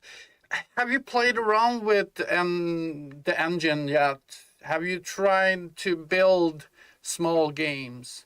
I think that if you want it, you want to build your dream game, you need to start playing around with the engine if you haven't done that yet, and start making small games and getting the understanding of how the actual engine work. And then after you've done that, you start getting ideas on how to progress. You won't be able to do everything straight away, definitely not. But just take it step by step and see it as a long journey that you can enjoy the journey. I'm doing this and I'm enjoying my journey towards learning more and getting this whole system to work. Build around environments. All right. Yeah, that's his first step. I played around with a little bit of environments. I'm not a good environmentist. I started out as a 3D, doing 3D models in Blender and stuff like that. So I have that part, and then I was like, oh, I want to be in, building environments, and I'm like, oh my god, it's so freaking hard. And then I moved on, and now I'm more UI kind of guy, building up UIs, and but I'm right now the system, the program or the game I'm building, right, is a data-driven game that is quite complex. Uh, yeah, always stuck around the anim graphs. Yeah, I'm telling you that is not my strong suit. I'm a little bit scared about some things that I know gonna come down the line here in this game project. I'm very scared about certain items, but I'll get to them and I will attack them just like I said, break it down into smaller pieces and doing one thing at a time. Animation character anims. All right. Yeah. There are some good tutorials out there. Really good tutorials that will break it down piece by piece, and then you just do it over and over again until you start understanding how they connect. So yeah, there are some really good tutorials out there, especially I think you go to Udemy or something like that. They have some really good tutorials there. They usually have sales like $12.99 for a 25-hour tutorial on whatever you want to learn about. I just did Steven's 100-hour gas tutorial. Oh my god, I thought it would never end. It took me 3 months to complete the tutorial or the training. It's not a tutorial, it's a training session. 100 hours. But you learn a lot about everything about the gas system, but also blueprinting, about animation, characters. It was a lot of stuff. Yeah, but I'm no expert. But I'm trying to do as much as possible in C++ because I really want to learn it.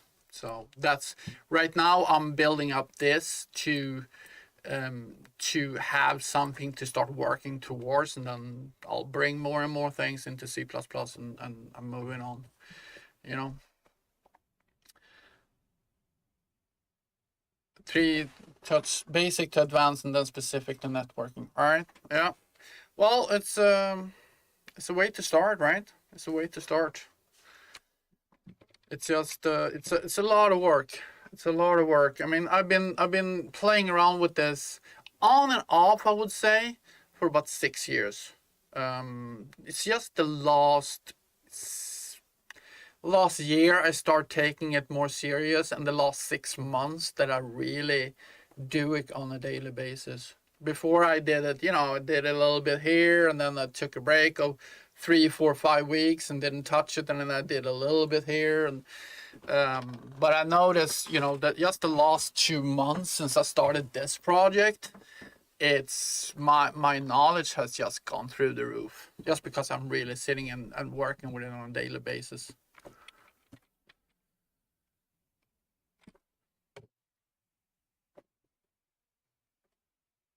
Okay. Uh, Have to come to YouTube only. YouTube can teach you, but the problem with YouTube is that you get little pieces here and little pieces there, and you need to try to bring it together. And that's what I found very hard when I start learning, is that it was nothing that was like binding it together, and I missed a lot of code in between. That's why I would start when like, oh, I got to start paying for it.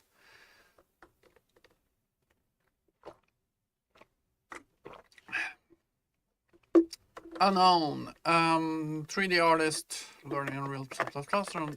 A lot to take in. Yeah, it's a lot to take in. All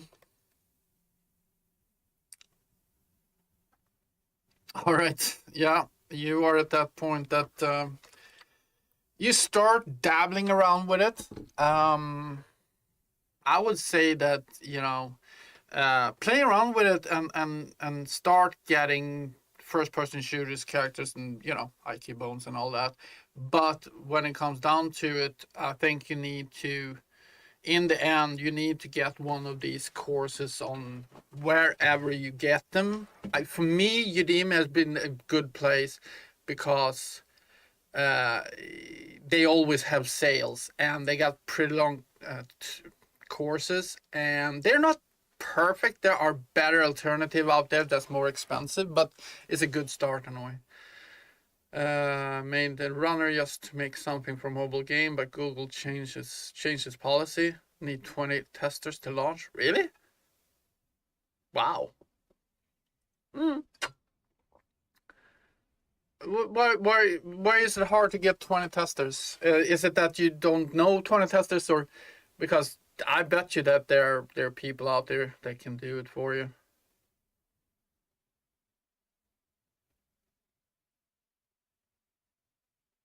No, I don't know. To be honest, I don't know anything. I never released a game. I never done anything like that. I just build and build and build and try to learn. All right. Well, but if you have a project ready to go, I think that, if you have something that you think actually can sell, no. Join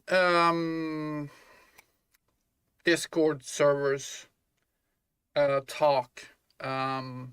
I am not the most outgoing person. I would say that straight up, even though I'm streaming. So that, people go like, what? You're not outgoing.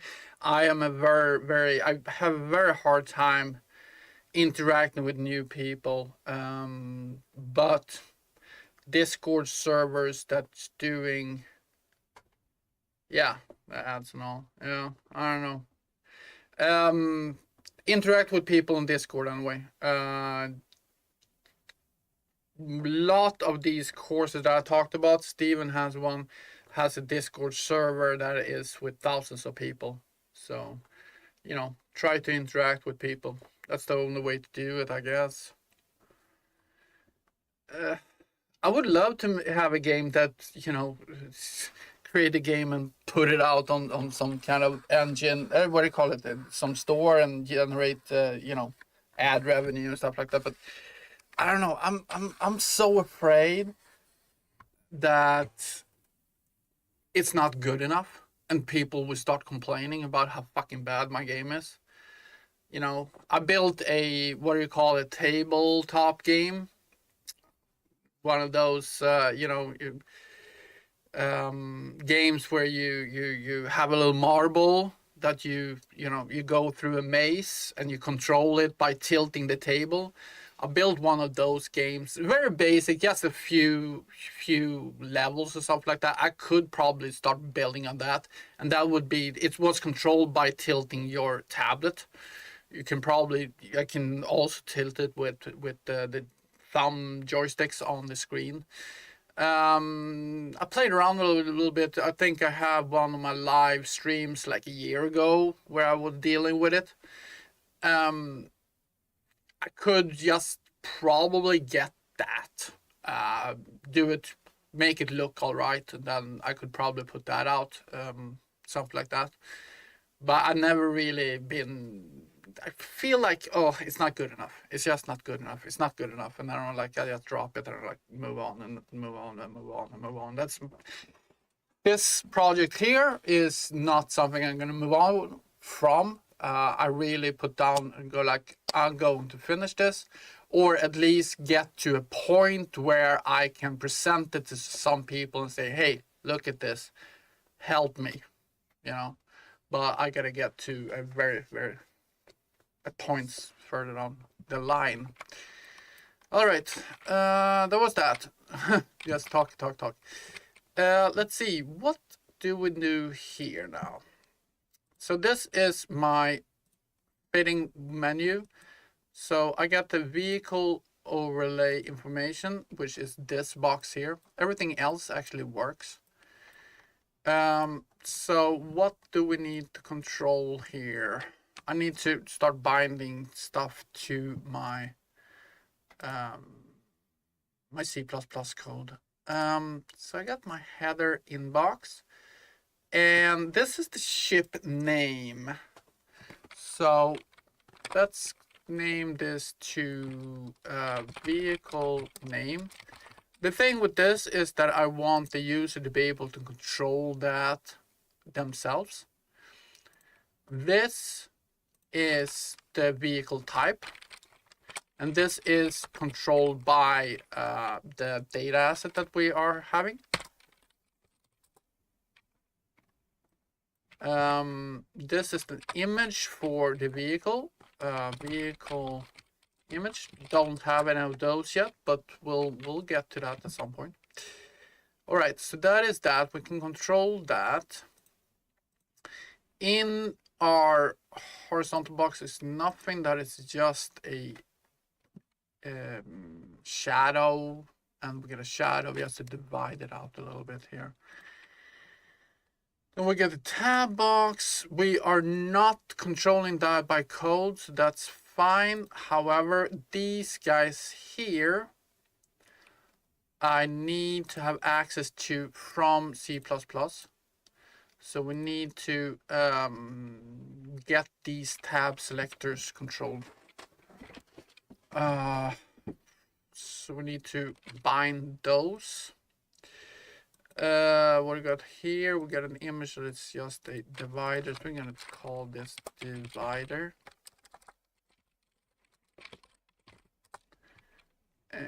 Divider doesn't spell that. Divider, right? We're gonna call that divider 1 or 2. Shit, sometimes. And that one's gonna be divider 1. Boom. Those are those, and this is the widget switcher.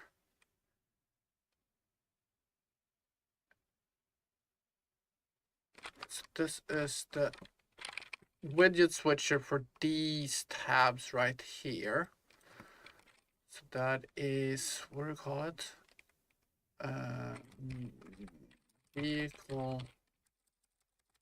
Vehicle tab widget switcher.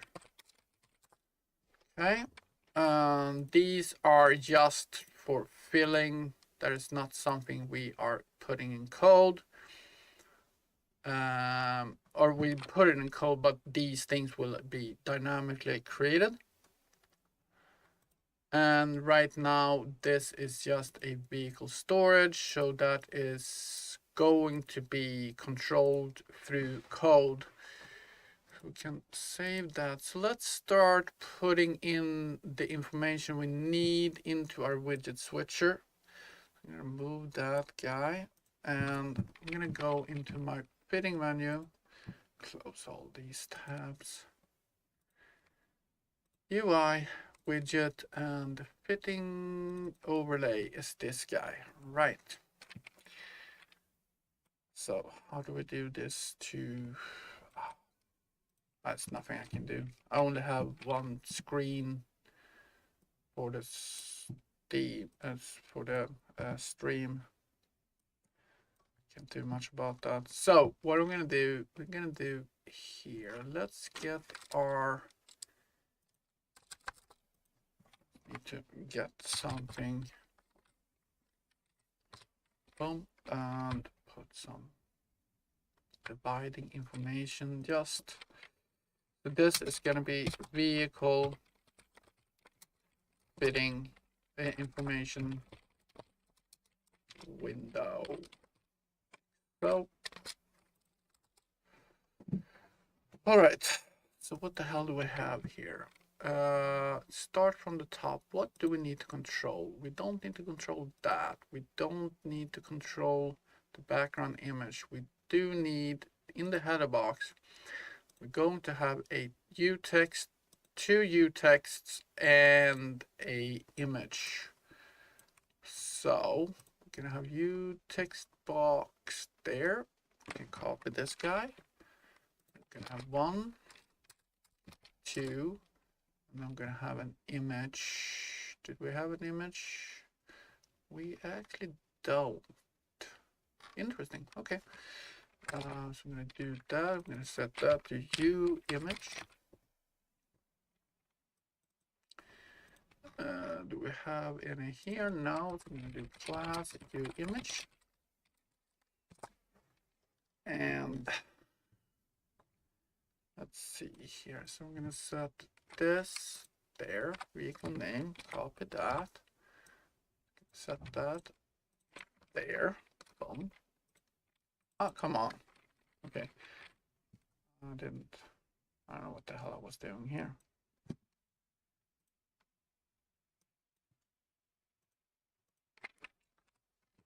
Copy, paste. And then vehicle type, copy, paste. And then vehicle image, copy, no, copy, paste. There we go. That was those. And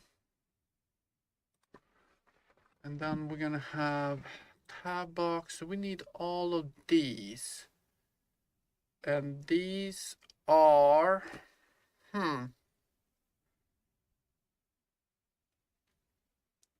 VBP information tab selectors.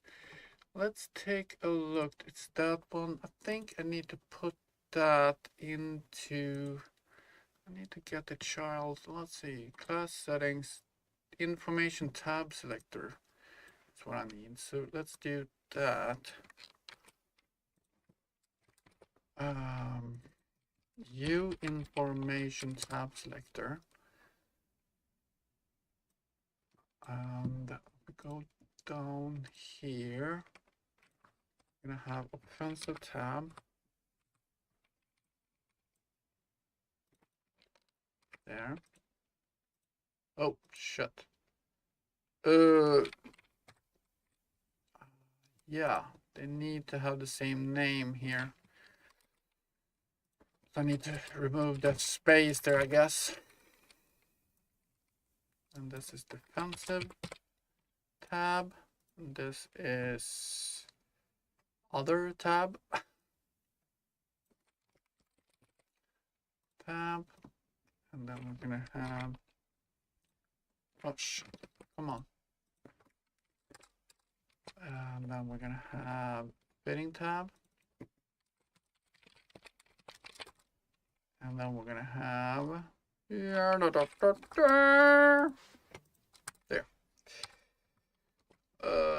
This is gonna be storage tab. Okay, we can take, now we can change these names. I hope this works. I'm actually not, oh shit. I'm actually not 100% sure that this will work, but if we don't test, we won't find out. Right. Well, and storage tab. There we go.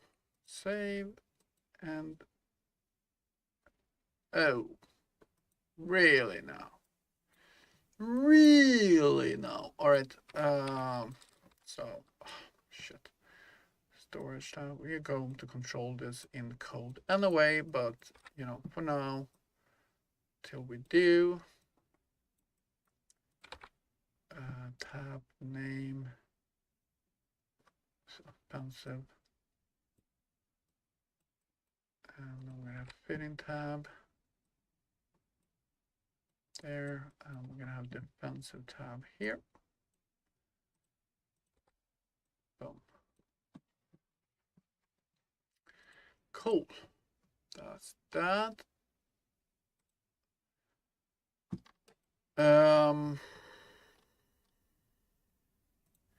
We're going to have a widget switcher here as well, so we need to have that. I think we had a switcher here, didn't we? No. Okay. I'm gonna create a new widget switcher. New widget switcher. There we go. And we're gonna call this. Copy that. And paste that. Go. So let's compile everything and make sure that everything hooked up as is.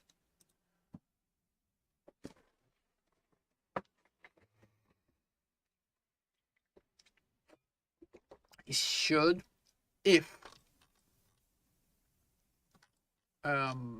these ones work as I think they should.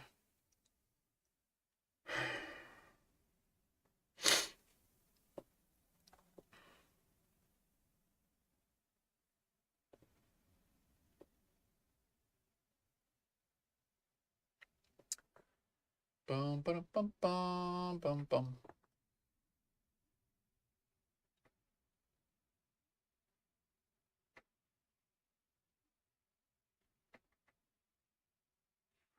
All right, let's see. Pinning window.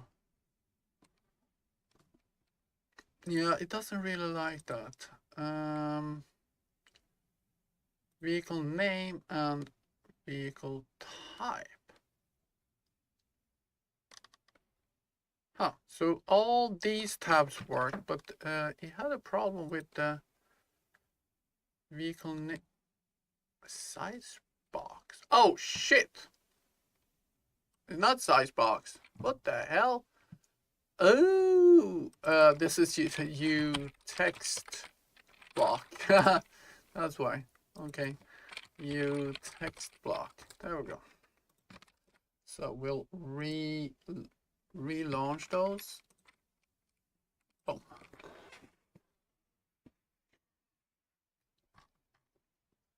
Oh, I used the size block. Oh, okay, so that's not going to work. So we can shut that down. We need to forward declare class u text block. There we go. Now we can. Now we're cooking.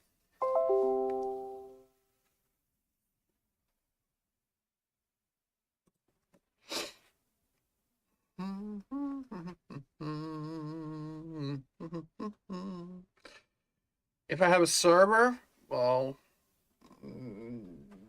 what kind of server we're talking about?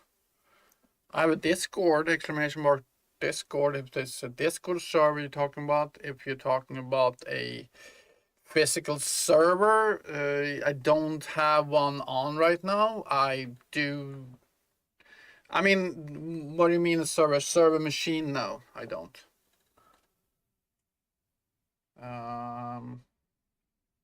I mean, I can build a server in a Discord server. I can build a server in 5 minutes if you want me to have a server. But yeah, exclamation mark Discord. I don't have many people on it, to be honest, but I think we need to start building it up again. I had a, game disc server on before, but yeah, it's a couple of years since I really streamed on it. So if I do Discord, come on. Oh shit. Discord should get it. There we go. Boom. Let's see there.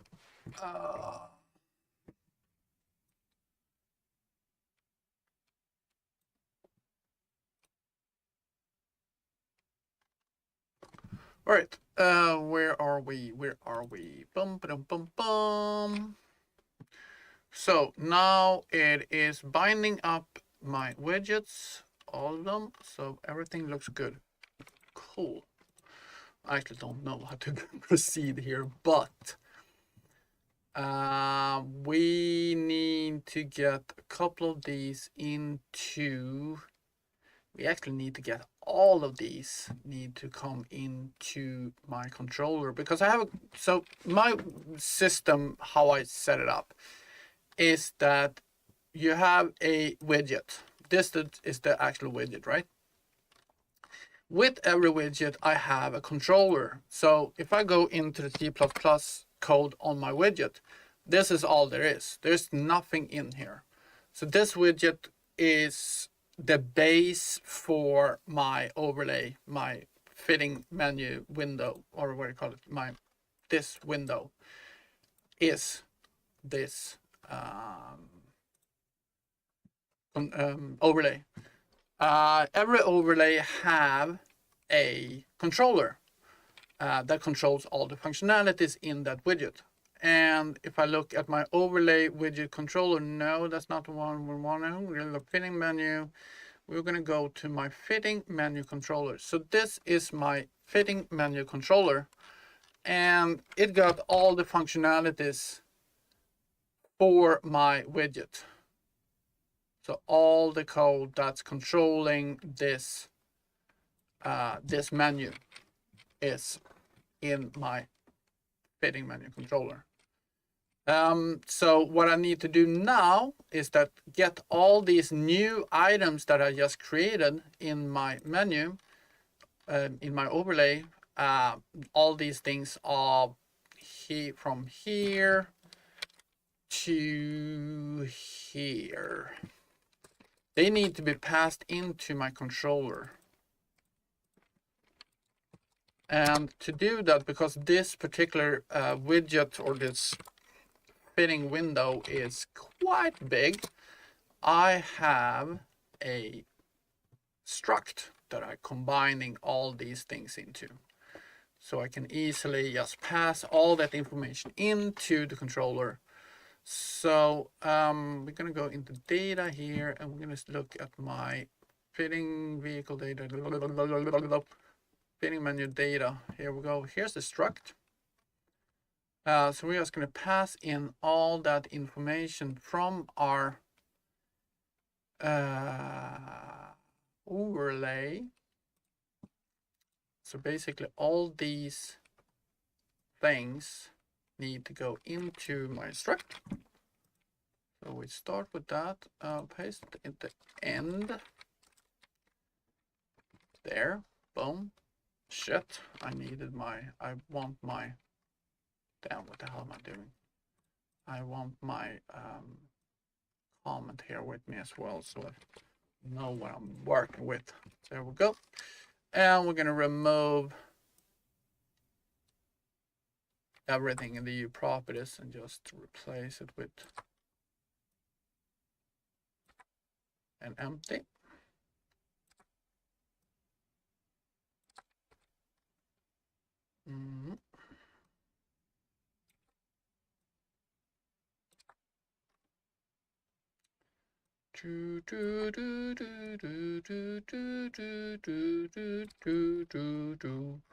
All right, so let's see here. I don't know if I have a text block, so all these need to be forward declared as well, otherwise it won't work.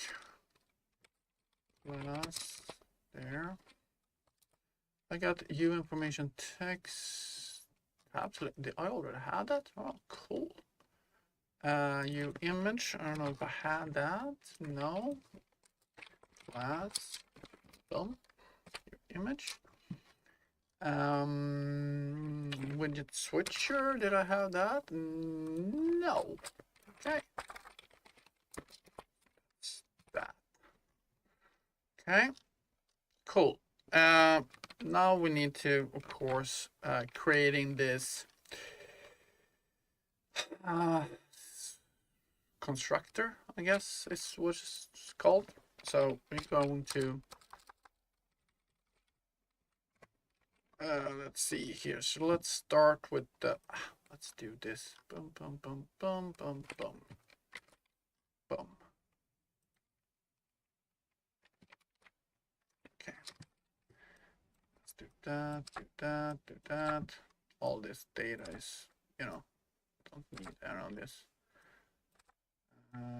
Can't use a T object pointer, so we need to do, let's see, dunk, dunk, dunk, dunk, yep, dunk, and dunk. So this is gonna be removed, remove star, remove star. This is gonna be, I think there is somehow I can, how should I put it? There is something so I can change all of these at once, but I don't remember it, to be honest. So in we can do boom equals null pointer, comma. So that's the first. Cool. Wait, how am I doing this for? There we go. Copy. Paste. Paste. Paste. Paste. Paste. Paste. Paste. Paste. And remove that. And remove. Remove.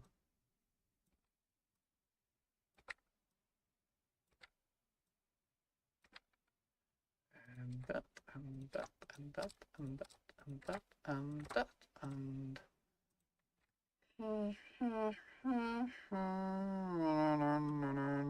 no, wait a minute. Let's see. In what the hell am I doing? I'm sorry, it's just this is not something I do on a daily basis, if I put it like that. Shit. Which one did we do? Offensive. I need defensive.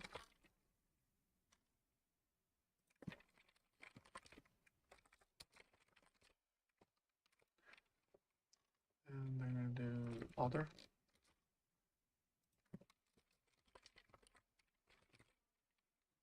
And I'm gonna do fitting tab. Other tab. Okay. Shit.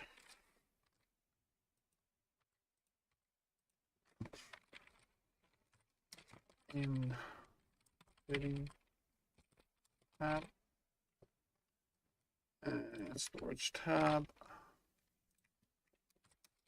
In storage tab. And copy that. Set that. So let's do that. We're gonna do in, and then that, and that, and that, and that, and that. Oh, okay. So now we need to set all these as well.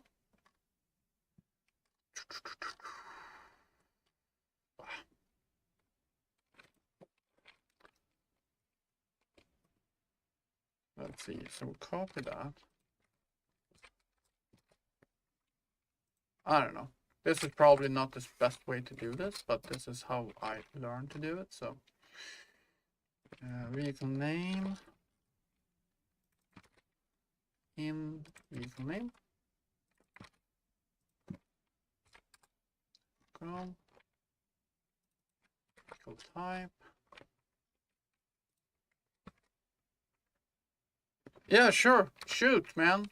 That's what I'm here for. Well, not only, but yeah. Shoot. I mean, it's nice to have people talking. It's always nice. So I don't feel like I'm just sitting here and for myself anyway. Because that's a little bit with the streaming is the interaction with people. You know, otherwise you could just do videos or something like that. This look kind of boring, but it's not jumping. Wait a minute. Calling a character script from playing controller to jump. It's moving. Okay. Are you using a pre-existing code or?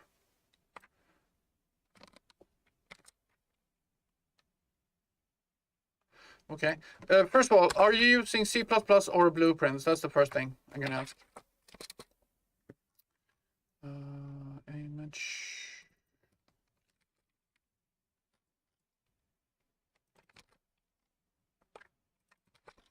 Some time. Calling the character script from the player controller to jump. C++. Okay. So you basically is. So how do you are you applying force, upward force for it, or do you apply, and are you applying that force to the correct angle? Are you doing it to the C?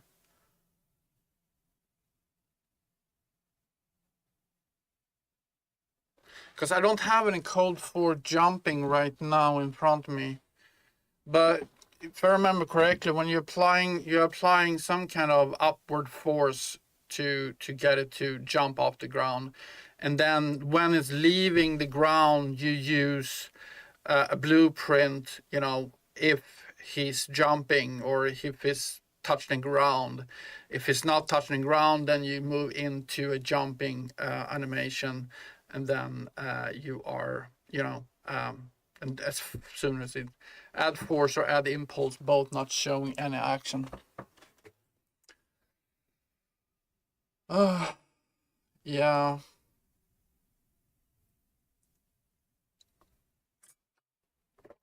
So do you have the character has, I don't know, gravity. He's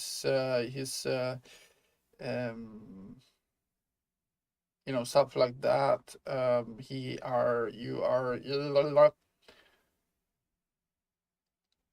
try to inbuilt jump function in character component, also not working. Okay.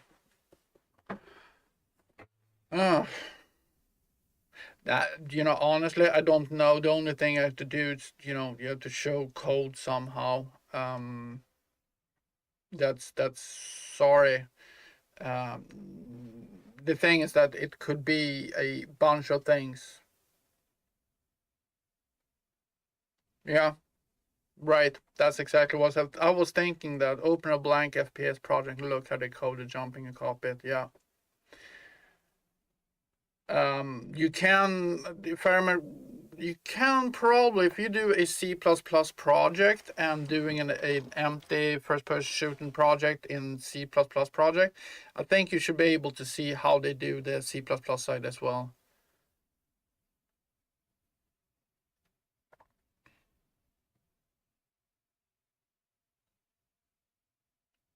Yeah, that's usually what it is. It's a very small and dumb thing, and you're like, how the fuck did I miss that?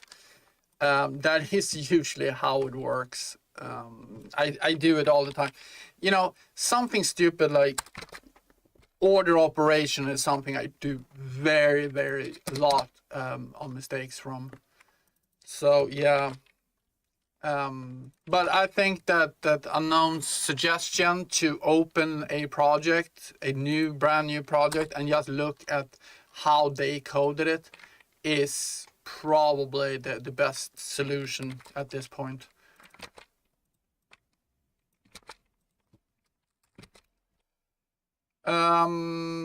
If you don't, I think you can access it if you get to, if you do a C++ project, I think you can. They'll show you how to do it in C++. Jesus, is this really the best way to do this? Yeah, I guess it's just up and down. In other.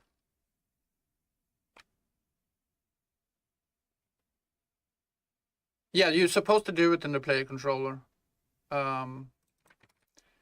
So I think they do it that way if you do a C++. If I remember correctly, I think they do it in this player controller.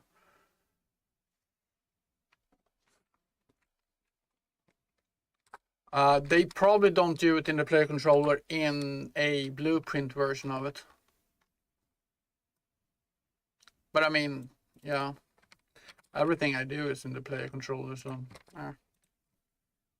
let's see. Fitting tab, in fitting tab.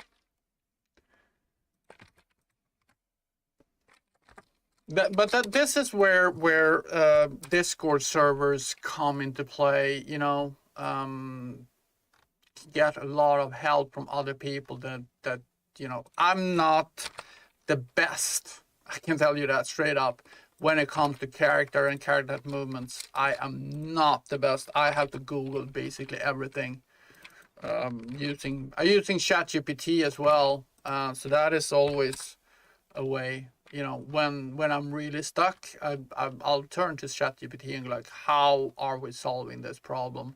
And sometimes it comes with solutions. So very often it makes up shit and go like, yeah, do this, and like, that's not a function. Oh yeah, it is not a function. Okay, try this. That's not a function. Oh, that's not a function. Okay, sorry. You're right. Like, but you know, when I get really stuck, usually I'm trying to figure things out, but sometimes you have no idea what the hell where to start, you know, and then ChatGPT can help you at least analyzing the problem and finding where, you know, how to structure it. So for example, when I structured this game, I didn't know exactly how to structure certain areas of it. So I sat with ChatGPT for 3 hours and just asked questions, and he came with a, you know, some kind of solution or how ChatGPT thought that it should do. And then I tried to analyze that answer and come up with issues with that. And then I re-asked it with, you know, my point of view, and then, you know, dug down into small details and go like, but if this is the case, what happens if I do this, this, and this? And it will come like, okay, if you do that, then this might be the problem, or how to solve a certain issue. And I tried to dig down, you know, so I had at least a broad overview on how to structure the system in a way that would make sense, because my system that I'm doing here, I'm really working very hard to get it to be scalable, and reusable. So for example, my vehicles, my interactable items, my modules are all controlled by data assets. It's all data asset controlled.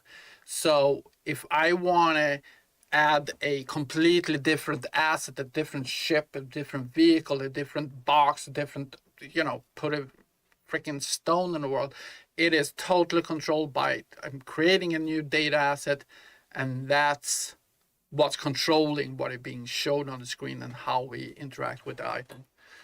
So it's all data driven, and ChatGPT helped me flush out my ideas how to do it and how to structure it. So that way, that was an amazing help. Absolutely. All right, so we got that done. So I have my new data inside my structure, my fitting menu structure. Now you're going to fill that out. So what's going to happen here is it's going to look like, oh, red. It's going to be, oh, this is the wrong one. Boom. Where are we? That's the overlay. this is the one we want. Come on. There we go. Alt O. And this is all, it should actually say that it's all wrong, but it doesn't. So we're going to generate the struct and we're going to go boom. All right, that's all the things that need to be in here. So let's see here. Low slot. Where are we? Low slot container is the last thing. So the next one is in vehicle name. Vehicle name. Shit. Vehicle name. Then we're gonna have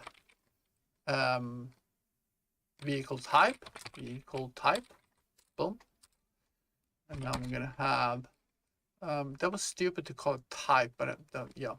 So vehicle image is the next thing, and then we're gonna have a offensive tab. And then we're gonna have I should actually do a new row. Offensive tab. Where are we? Offensive tab. Defensive tab. Next, we're gonna have a other tab, and then we're gonna have, Jesus Christ, fitting tab, and then we're going to have storage tab, and then we're gonna have vehicle tab widget switcher. Vehicle tab widget switcher. Okay, there we go. That's all of them. Boom. Oh. So now we're gonna go here. We're gonna copy all these. Good boys. Copy. And we're going to go to my widget controller there. And we are going to display horizontal boxes, slot boxes, sorry. Geez, so close. There's so much shit in here. Where should we place this? We'll place it here. And this is inside my controller. So remove these things. And why I do this is because now I have access to the exact widget or part of my widget that is this thing. So here in my controller, I actually have access to the fitting tab, the actual fitting tab inside the blueprint. So that is why I do this. So now I can, you know, add code on that thing. I don't have access to it just yet. I just need to hook that up though. So let's see here. Why are you red? Why are you upset? Oh, vehicle image actually already exists. So I need to rename that. So I'm going to say here, I'm going to call it, what are we going to call it? Oh, so this is vehicle information, vehicle image. I don't know why I have the vehicle image down there, but there is some function somewhere that is controlling that. All right, let's see now. Create storage widget. So we're going to set objects here. That's where we're setting all these objects. Boom. I'm gonna grab this and put that on my other screen. So I have them. So vehicle name. Oh, where are you? There you are. There we go. I'm gonna do this. Information screen. Oh, sorry. Come on, man. There we go. Boom. So vehicle name equals. I'm going to take the menu struct that's coming in here. Dot vehicle name. And that's it. You know. Now it's all hooked up. Vehicle type equals, and we can just do this. Oh. Vehicle type, vehicle information, image, boom, equals menu struct dot vehicle image. Offensive tab equals menu struct dot offensive tab defensive tab equals menu struct dot defensive struct. All right. Other tab boom equals menu struct dot other tab.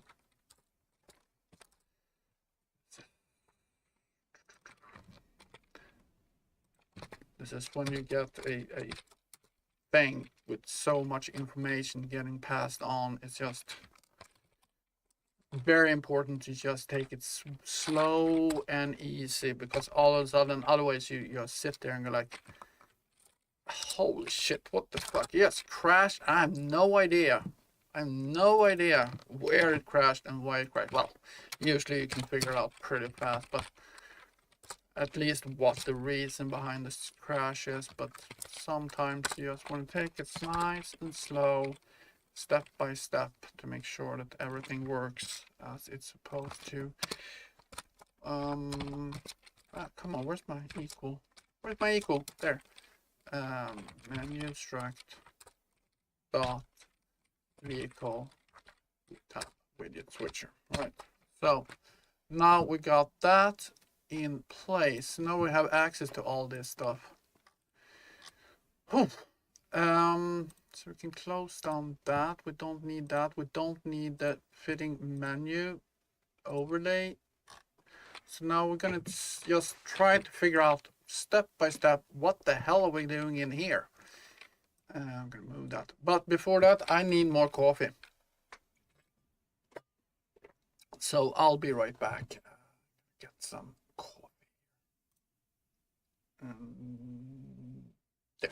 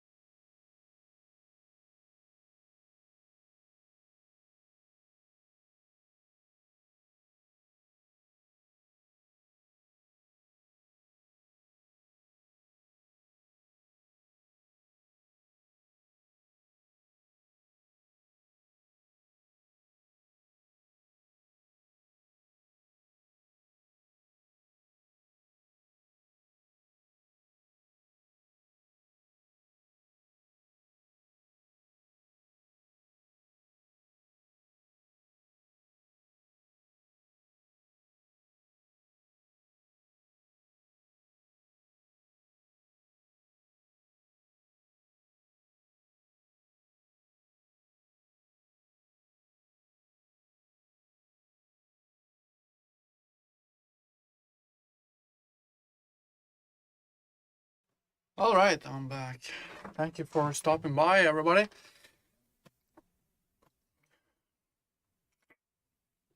Oh, warm coffee. Isn't that awesome? I love it. All right, so where are we? We got everything hooked up. So we got the name. Let's see, we don't have a username on this. So that should be controlled and set. Let's see, a username needs to be controlled and set on the object itself. So we need to have that on the object, and it needs to be saved on the file when we're saving it. We need to be able to update that somehow. The question is, where do we click to update it? We can click on the ship itself. We don't have any functionalities like that yet. And we should have it controlled from this window. We should probably be able to click up here somewhere and right click and change name or something like that. So what we can do is we can go into our ship or vehicle, and we can go into my vehicle. Where are you? We are near you. Characters, right? Character base, vehicle. Here we go. Vehicle, character base, vehicle base. Here we go. We can probably get a couple of things here. Let's see, vehicle. So we have test vehicle and wheeled vehicle base. These things are going to be updated. It's not going to work exactly like this, but right now I think this is where we want it. So I'm going to set it as a private variable. I'm going to set a f name called user name. And then we're going to create a getter. So let's say we have interactions and we have vehicle interface, and I'm going to have a function returning an f name, get user name, user vehicle name. Vehicle name. Vehicle name. Oh my god. Vehicle name. Thank you. And it's gonna be blueprint needed event, blueprint callable. Is that right? I don't think so. Yes, it is. That's exactly what we want to do. Dunk. All right. So let's save that. And if we look at my vehicle base, it is interfaced by the vehicle interface. So we can do, in the public section, we can do virtual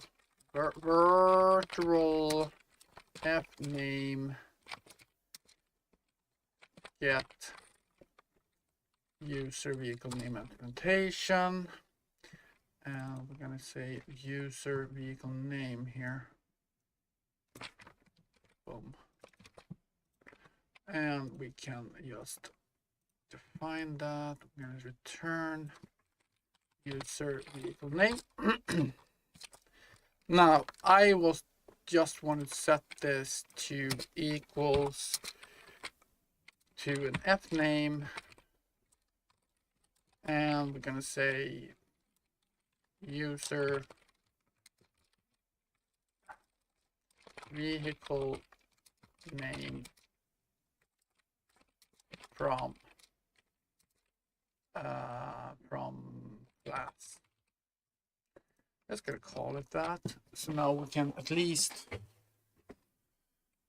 have something so we know that it comes from the class, and that can be set. So let's see, high slot. Oh,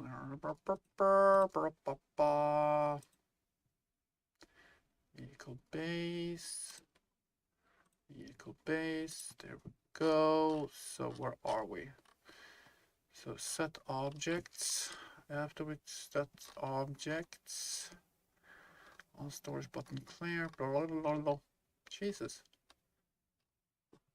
What is that function we are calling from the menu widget? There we go. And widget controller is set. Controller set objects. That is the function we're calling. Okay. Overlay. We're calling this function. So let's create a function called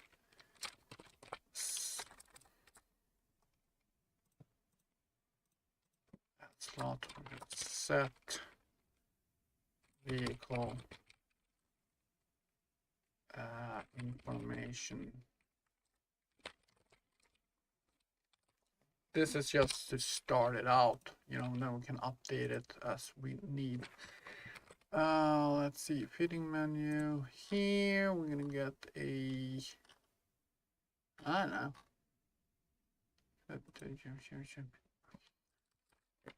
Void a U function.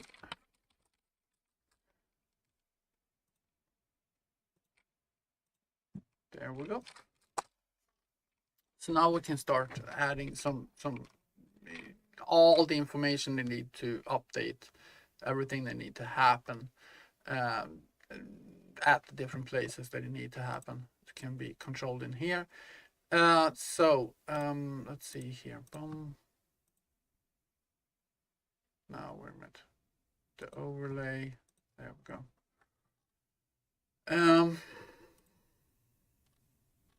So we want to set the image of the vehicle name, or we're going to set the vehicle name and the vehicle type. Vehicle name and vehicle type.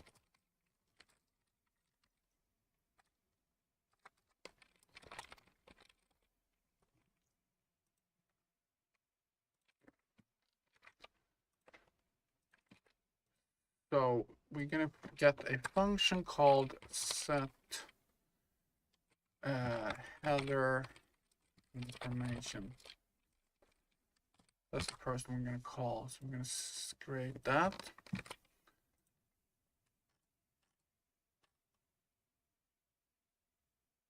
That vehicle information. We're going to set the header information. The U function. Well, generate that. So in here, let's see, we're gonna get our current controlled vehicle, right? So let's see if we have a function to do that. Helper files, let's see. This is my function library where I just put in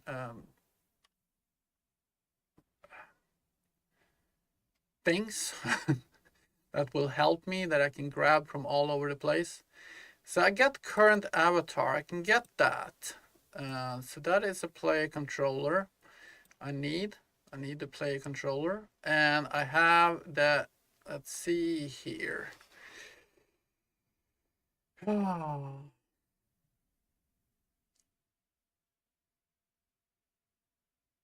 I need an actor. So, and I got a player controller. I actually can use this guy right here.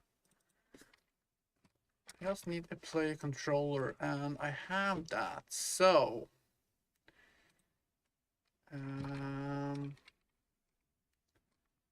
this is Rider. Yeah, it's a paid EDI. I think I pay like $17 a month. I just think it's easier to work with. So yeah. So get current. So UGD function library, and we have get current avatar, and we have a player controller. And the reason I have the player controller is because when I creating these controllers, I am actually creating a let me show that if somebody's wondering how I can access the player controller just like that in this file. If I go into my HUD, where I actually right now creating this menu. Let's see here. So we'll go to the HUD, and we are creating the overlay. Jesus, controller create overlay. Okay, what is it called? Overlay. Add overlay. Add information widget. No. Okay, this is. That's the radial. Jesus, overlay is all over the place here. Is it add overlay? Initialize overlay. Here we go. Init overlay. Thank you. Okay, can remove that. Now, so right now I'm creating two overlays. I'm creating first one overlay, and then I'm creating a second that is my fitting menu window, and that's what we're going to work with here. And the fitting menu is, or fitting window is actually something I just have on the screen right now. It's supposed to be in a separate level. So in the station, for example, you get the fitting menu. Or if you launch some kind of, let's say you have a ship and you go like, okay, I need to refit my vehicle. You should be able to launch a specific object into the world that will allow you to get into the fitting menu. So we are creating this fitting menu. And when we're creating this widget, we also going to create a controller. We create that here, and then we set the widget controller on the fitting menu. When we do that, we also at the same time we pass in my player controller, my play state, my attributes, my ability system component, and an attribute set. This last thing is something I got from a tutorial that I did, and I just basically got it with it. I don't need it at all, but I have it there. But these things is very important to do, is that I get my current player controller and get my player state for my character, because this is UIs, and UIs is only controlled on my client. It's not something that is going to be passed on to the server when we're getting everything into the server. So UI is only controlled from my own client, and therefore I can just pass in the player controller and the player state, because then I have access to them, and I can without a problem access everything I need to be able to show whatever I need on the UI. Now this is just UI stuff, remember that. So when it comes to other things in the world, then you need to grab the player controller or the AI controller or whatever you need to do. Anyway, that's how I get the access to the player controller. So this function here on the function library, get current get current get current avatar. Let's see. Why is that red now? All of a sudden, cannot convert a uniform. Pointer's incomplete type. What the hell? Oh, something is not right. This has been working all along, and all of a sudden. But why would that? All right, I'll look at that in a second. I get so fucking pissed off. Get UI manager, will context object. View information sub-widget. They got nothing to do with what we're doing right now. It's just all of a sudden I go in here and it's like, now. I have to look at that. Shit. Could probably, if I just reopen this. Where is this yellow, for example? Get play state. Look at that. What did I talk about? Oh yeah, get current avatar. Let's control F that. Get current avatar. So if we have a play controller we just passed in, it gets a control from player controller and get pawn, and then just return that control pawn. That's how we get the current avatar. But I get a little pissed off with this. What the fuck? What am I doing wrong here? We're gonna return a U information subwidget, and that is cannot convert U information subwidget pointer to incomplete type. Incomplete type. Do I not have it?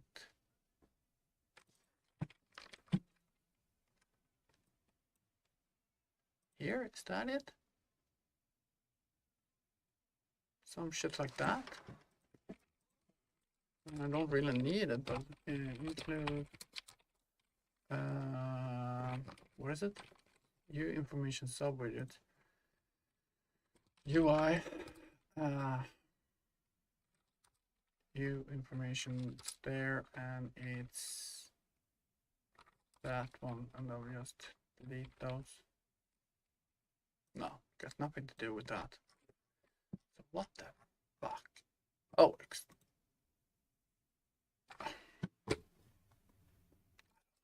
and all of a sudden it just stopped being a problem, even though it's all grayed out and saying that, hey, we are not actually using this. And now this is one, no member set active subject of type void.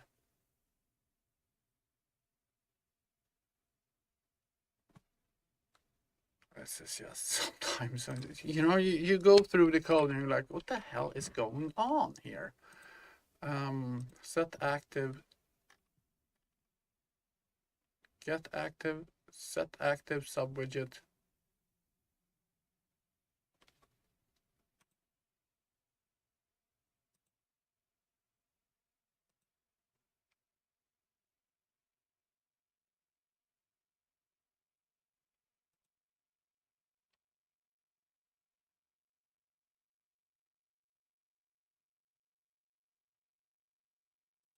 Let's just do this, just for hell of it. Let's save this. I'm gonna close down this. I'm gonna shut down that. And just do that. If there is an error, then this should tell us that.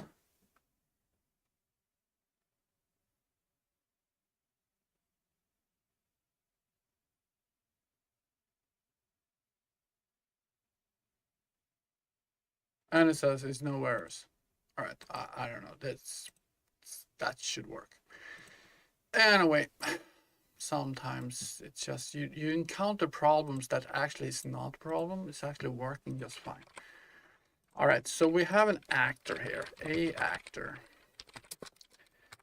pointer, and this is avatar equals. Now we got the actor. So now we can get the actor and we can cast it but we don't need to cast it. That's what I'm trying to say. So we are going to say f name. We want the f name, user name equals, or user vehicle vehicle name, and we are going to execute our I vehicle interface and get user name, and what we need to have here is the avatar that we have, and we need something else. That's the question. Okay, don't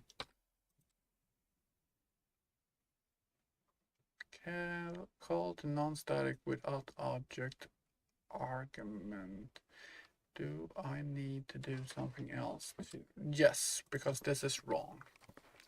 Of course this is wrong. So we're gonna do execute get vehicle name. There we go. Now we need to avatar. There we go. So now we got our f name. So now we can set the name of our thing. So what did we call that? We called it vehicle name and vehicle name set text. Boom. And we're gonna set it to there's gonna be an f text. So all right, so this is an f name. So let's see, f text from name, and the name is user vehicle name. Boom, and there, and save, and let's test it out.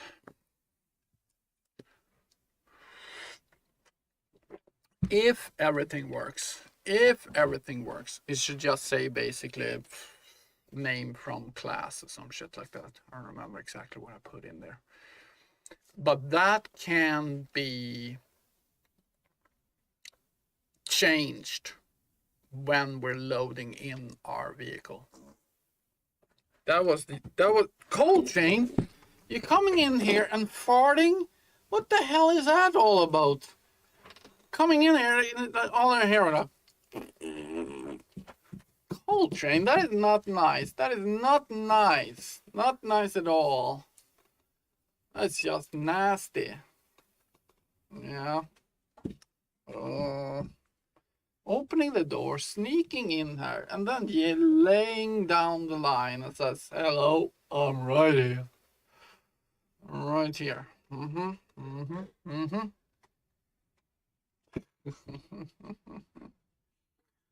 Buddy, yeah. You want to be up here? Okay, we're gonna see if we're crashing or if everything works as it's supposed to do. Let's see.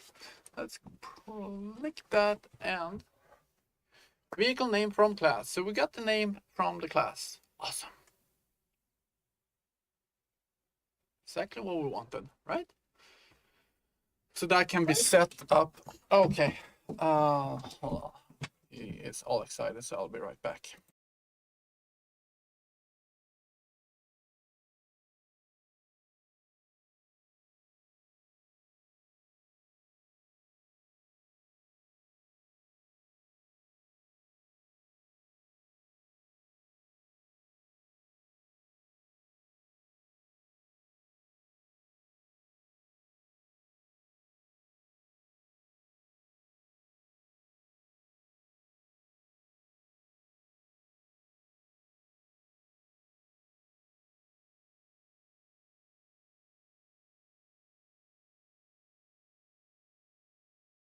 All right. You get all excited. Tristan, hey, welcome in, man. Yeah, my beautiful. I have 2 dogs. I have two border collies. They're very border collie, a boy and a girl. That was the boy. His name is Coltrane. All right, so there's our vehicle name. So now we're just going to check out the type or the class name or whatever we call it. And we want to get that data from something else. We want to get that from our vehicle data table, or what do you call it? Data asset, right? Blueprints UI.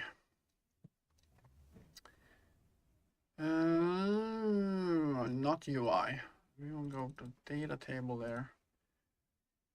Yeah, yes, one streams. Well, the thing is coming in here and just laying down a freaking blanket of gas. Ooh. But also, he gets all excited, and then all of a sudden he...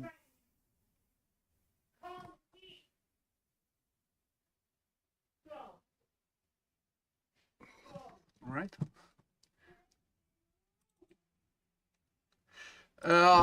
There we go. Let's see, test track. So this is what we want to have, vehicle name.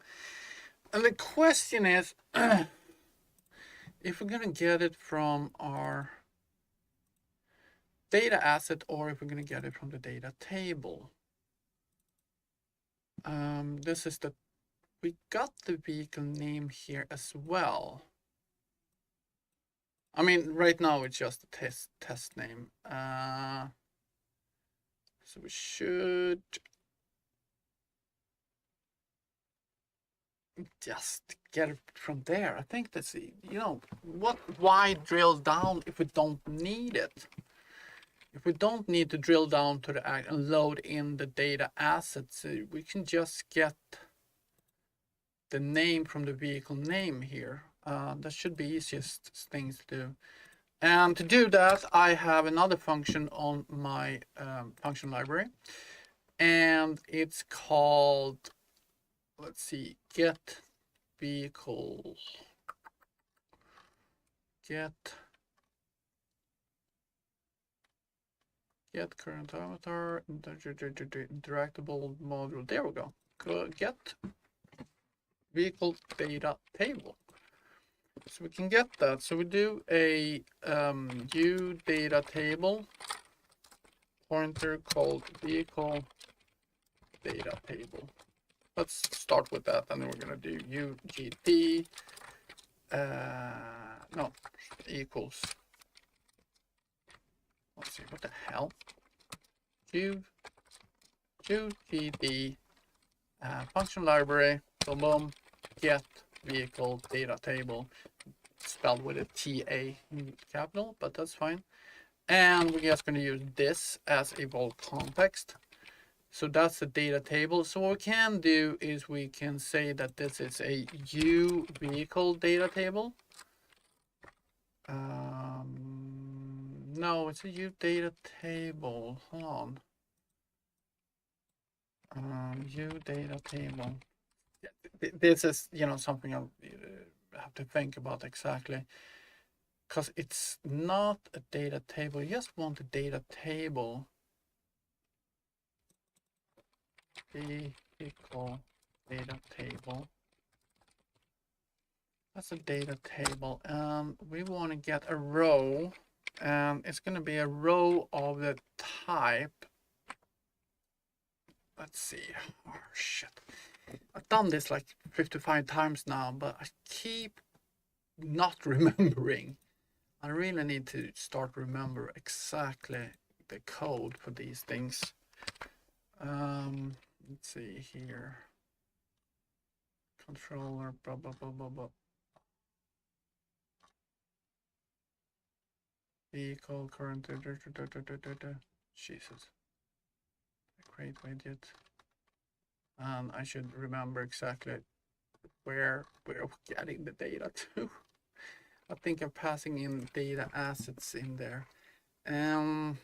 Prompt screen controller, item display widget controller, sub widget controller, fitting when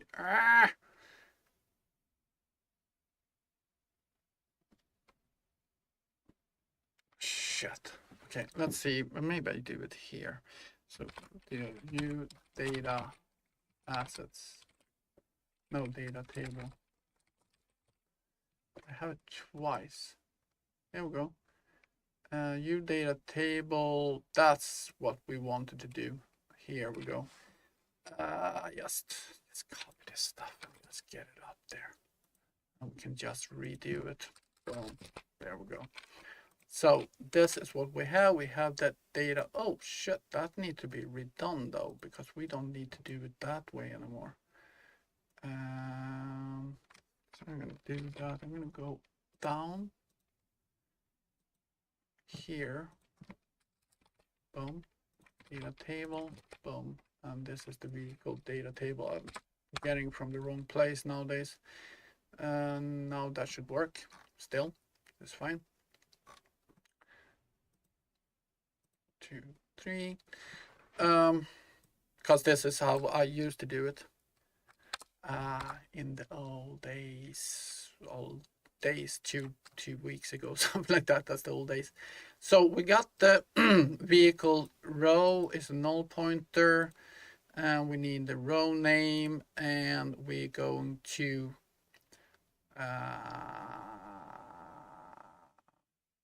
that is also wrong. Jesus, this is all wrong. Jesus, I don't know what the hell I was doing there.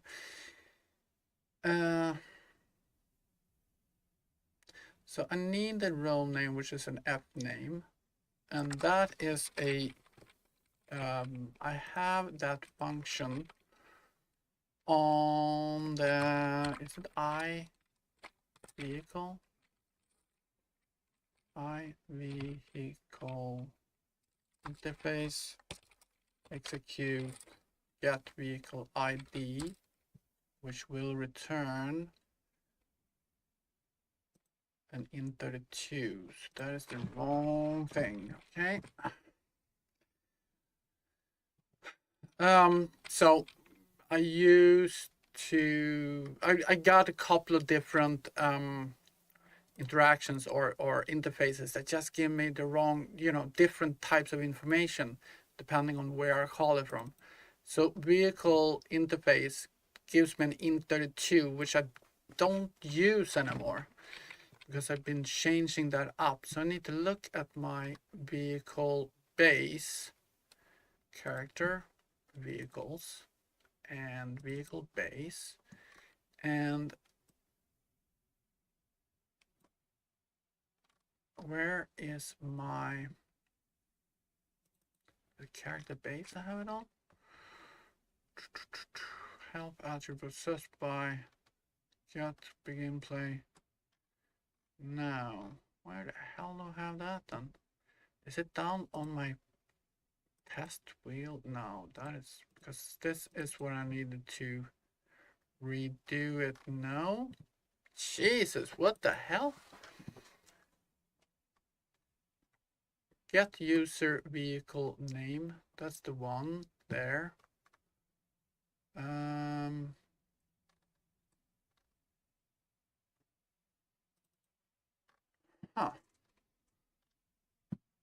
Access by play state, camera spring arm, look at, begin play.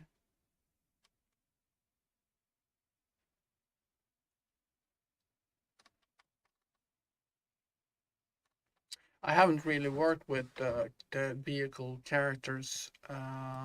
This is basically the first time I actually start working with it. So I'm guessing I haven't done everything I can and need to do.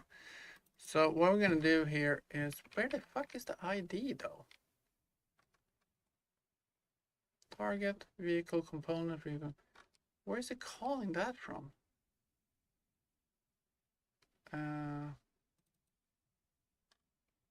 Tracked vehicle HUD component. Yeah, I don't know. This is something I've talked about. I was thinking about having different HUDs depending on what vehicle we're controlling. I don't think that is a good idea though. There's the vehicle ID. It's on the test. This is not working. We need to have that way higher. So there's my get vehicle ID implementation. That's not going to be working. So we need to set this here. And a ID is now, I'm gonna set it down here. It's gonna be an F string called vehicle ID.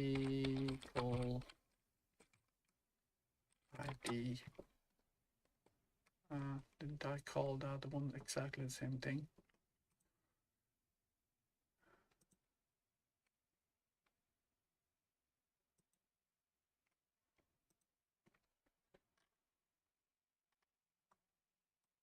Oh, but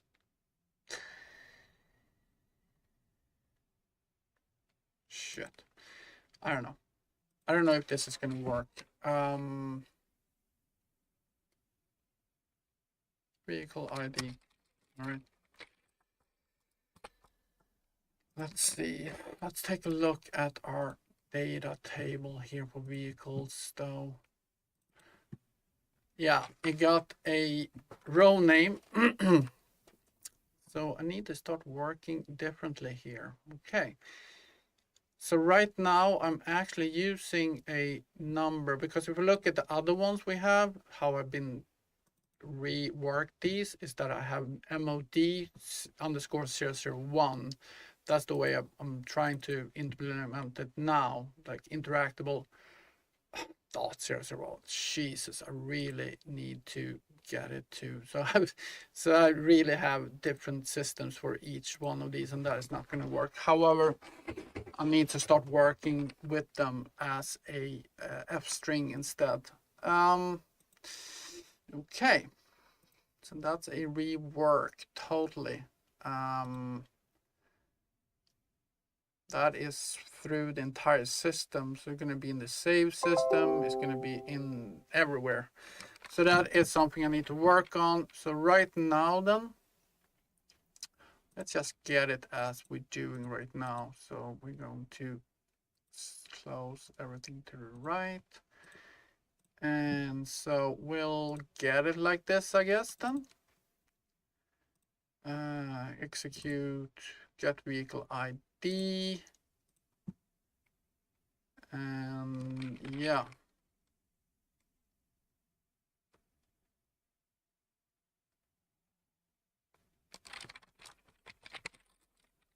Get the avatar. So, what?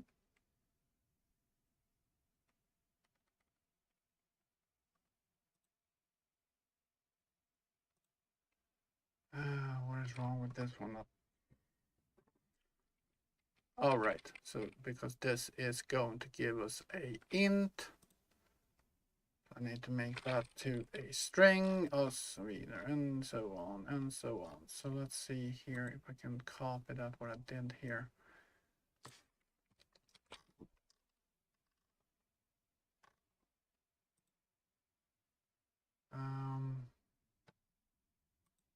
There we go. So I'm going to copy this again, and now I'm going to paste this code X in there.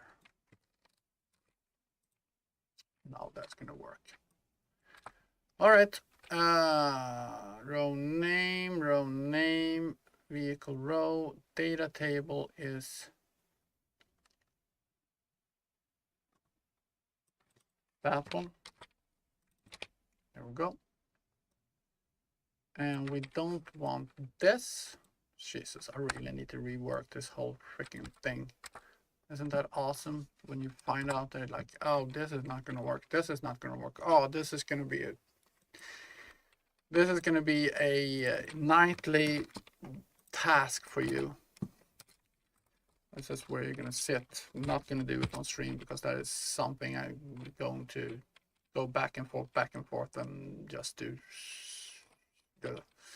I can just feel it inside me like, oh, this is a typical listen to somebody else sit and talk and just do it kind of deal.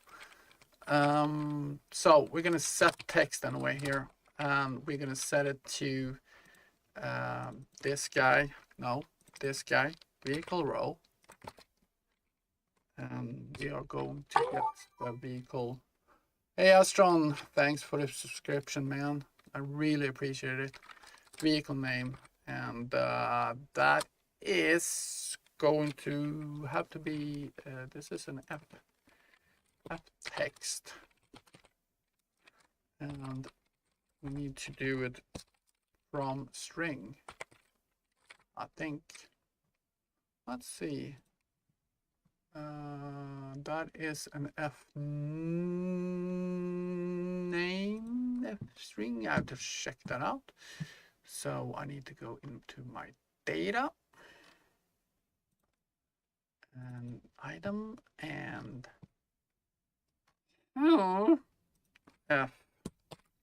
F vehicle data table is an F string actually. Right. So boom, there. So I'm gonna do from string and grab this and place it in there. Yeah, so I'm gonna sit tonight and just go through and rework my entire structure for the vehicle. And also I saw that I need to make sure that all these follow the same line, so I don't use like interaction dot 001 and mod underscore 001 and vehicle dot exclamation mark 560,000.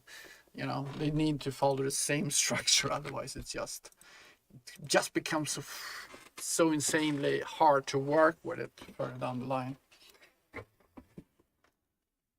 Oh, let's see. So we are updating now with the vehicle name, which is not the actual name of the vehicle, but actually more of a type, vehicle type name. So I set it here. We're getting from the data table. So poof, we'll see if that is actually working. We'll see. We'll see. We'll see. I'm doing it here.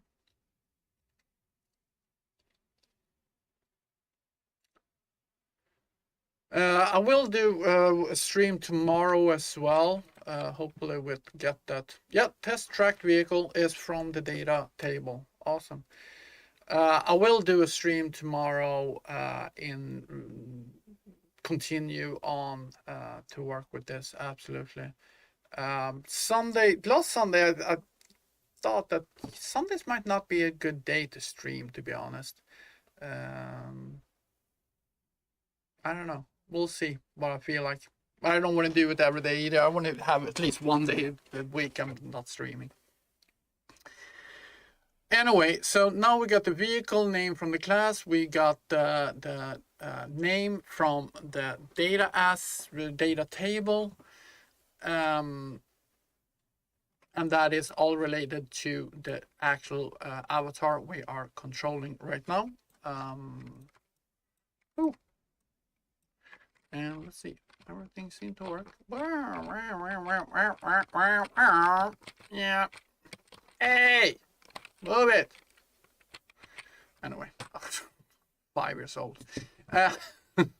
It's always nice when you're sitting doing data and stuff. All of a sudden, just I can drive a little bit. Oh yeah, move it. Let's see, where were we? Okay, so I got a shit ton to do to rework how I'm working with my vehicle information, because this is the first time, as I said, that I'm actually working with the data for the vehicle more than I updated its ability system. Yeah.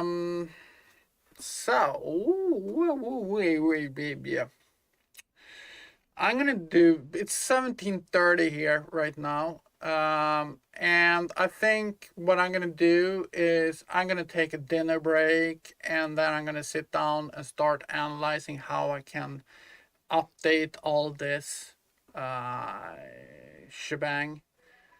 And then we'll continue working tomorrow to actually get this window to, be populated with what we're pushing here, the tabs, getting the tabs interactable, and then we're going to start working on the entire storage system for the vehicle. We got a storage system working for the station storage, as we call it. We can drag and drop things into our slots. If we hover over the wrong slot, it will indicate that it, you know, all these things works. Unfitting the windows, information works. We can change name, we can change image, everything like that. Now we're just going to get this part working. That will update the storage here. That's the thing we're going to work on. So that's why it's so important now to get all these ducks in a row, so I can get the information easily accessible for me as we progress through this project. I know that it's been a little shorter stream today. I really need to start upping the game and get it up to 5-6 hours. I think that's a good amount, 5-6 hours. But right now, I just see all the problems I'm gonna have to fix, and to be honest, I'm not 100% sure how to structure it. And when I end up in a situation where like I have no freaking idea how to address this, then I rather just sit with my own thoughts, and it's hard to stream that straight up like that. I'm getting better at it. I'm getting much better at it, but right now it's, you know, and so if you want to see more of this, I'm back tomorrow around noonish, I think, should be. So that is GMT noon. Until then, I'm SwartPop Gaming. Hit the subscribe button, and so you don't miss anything.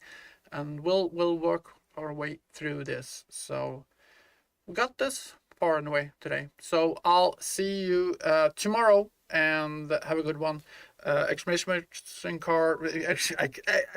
mark Discord for a Discord server. We'll get that up and running again. So if you have questions, other might be able to answer, and so on and so on. All right. Thank you so much, and I'll see you tomorrow. Take care. Bye bye.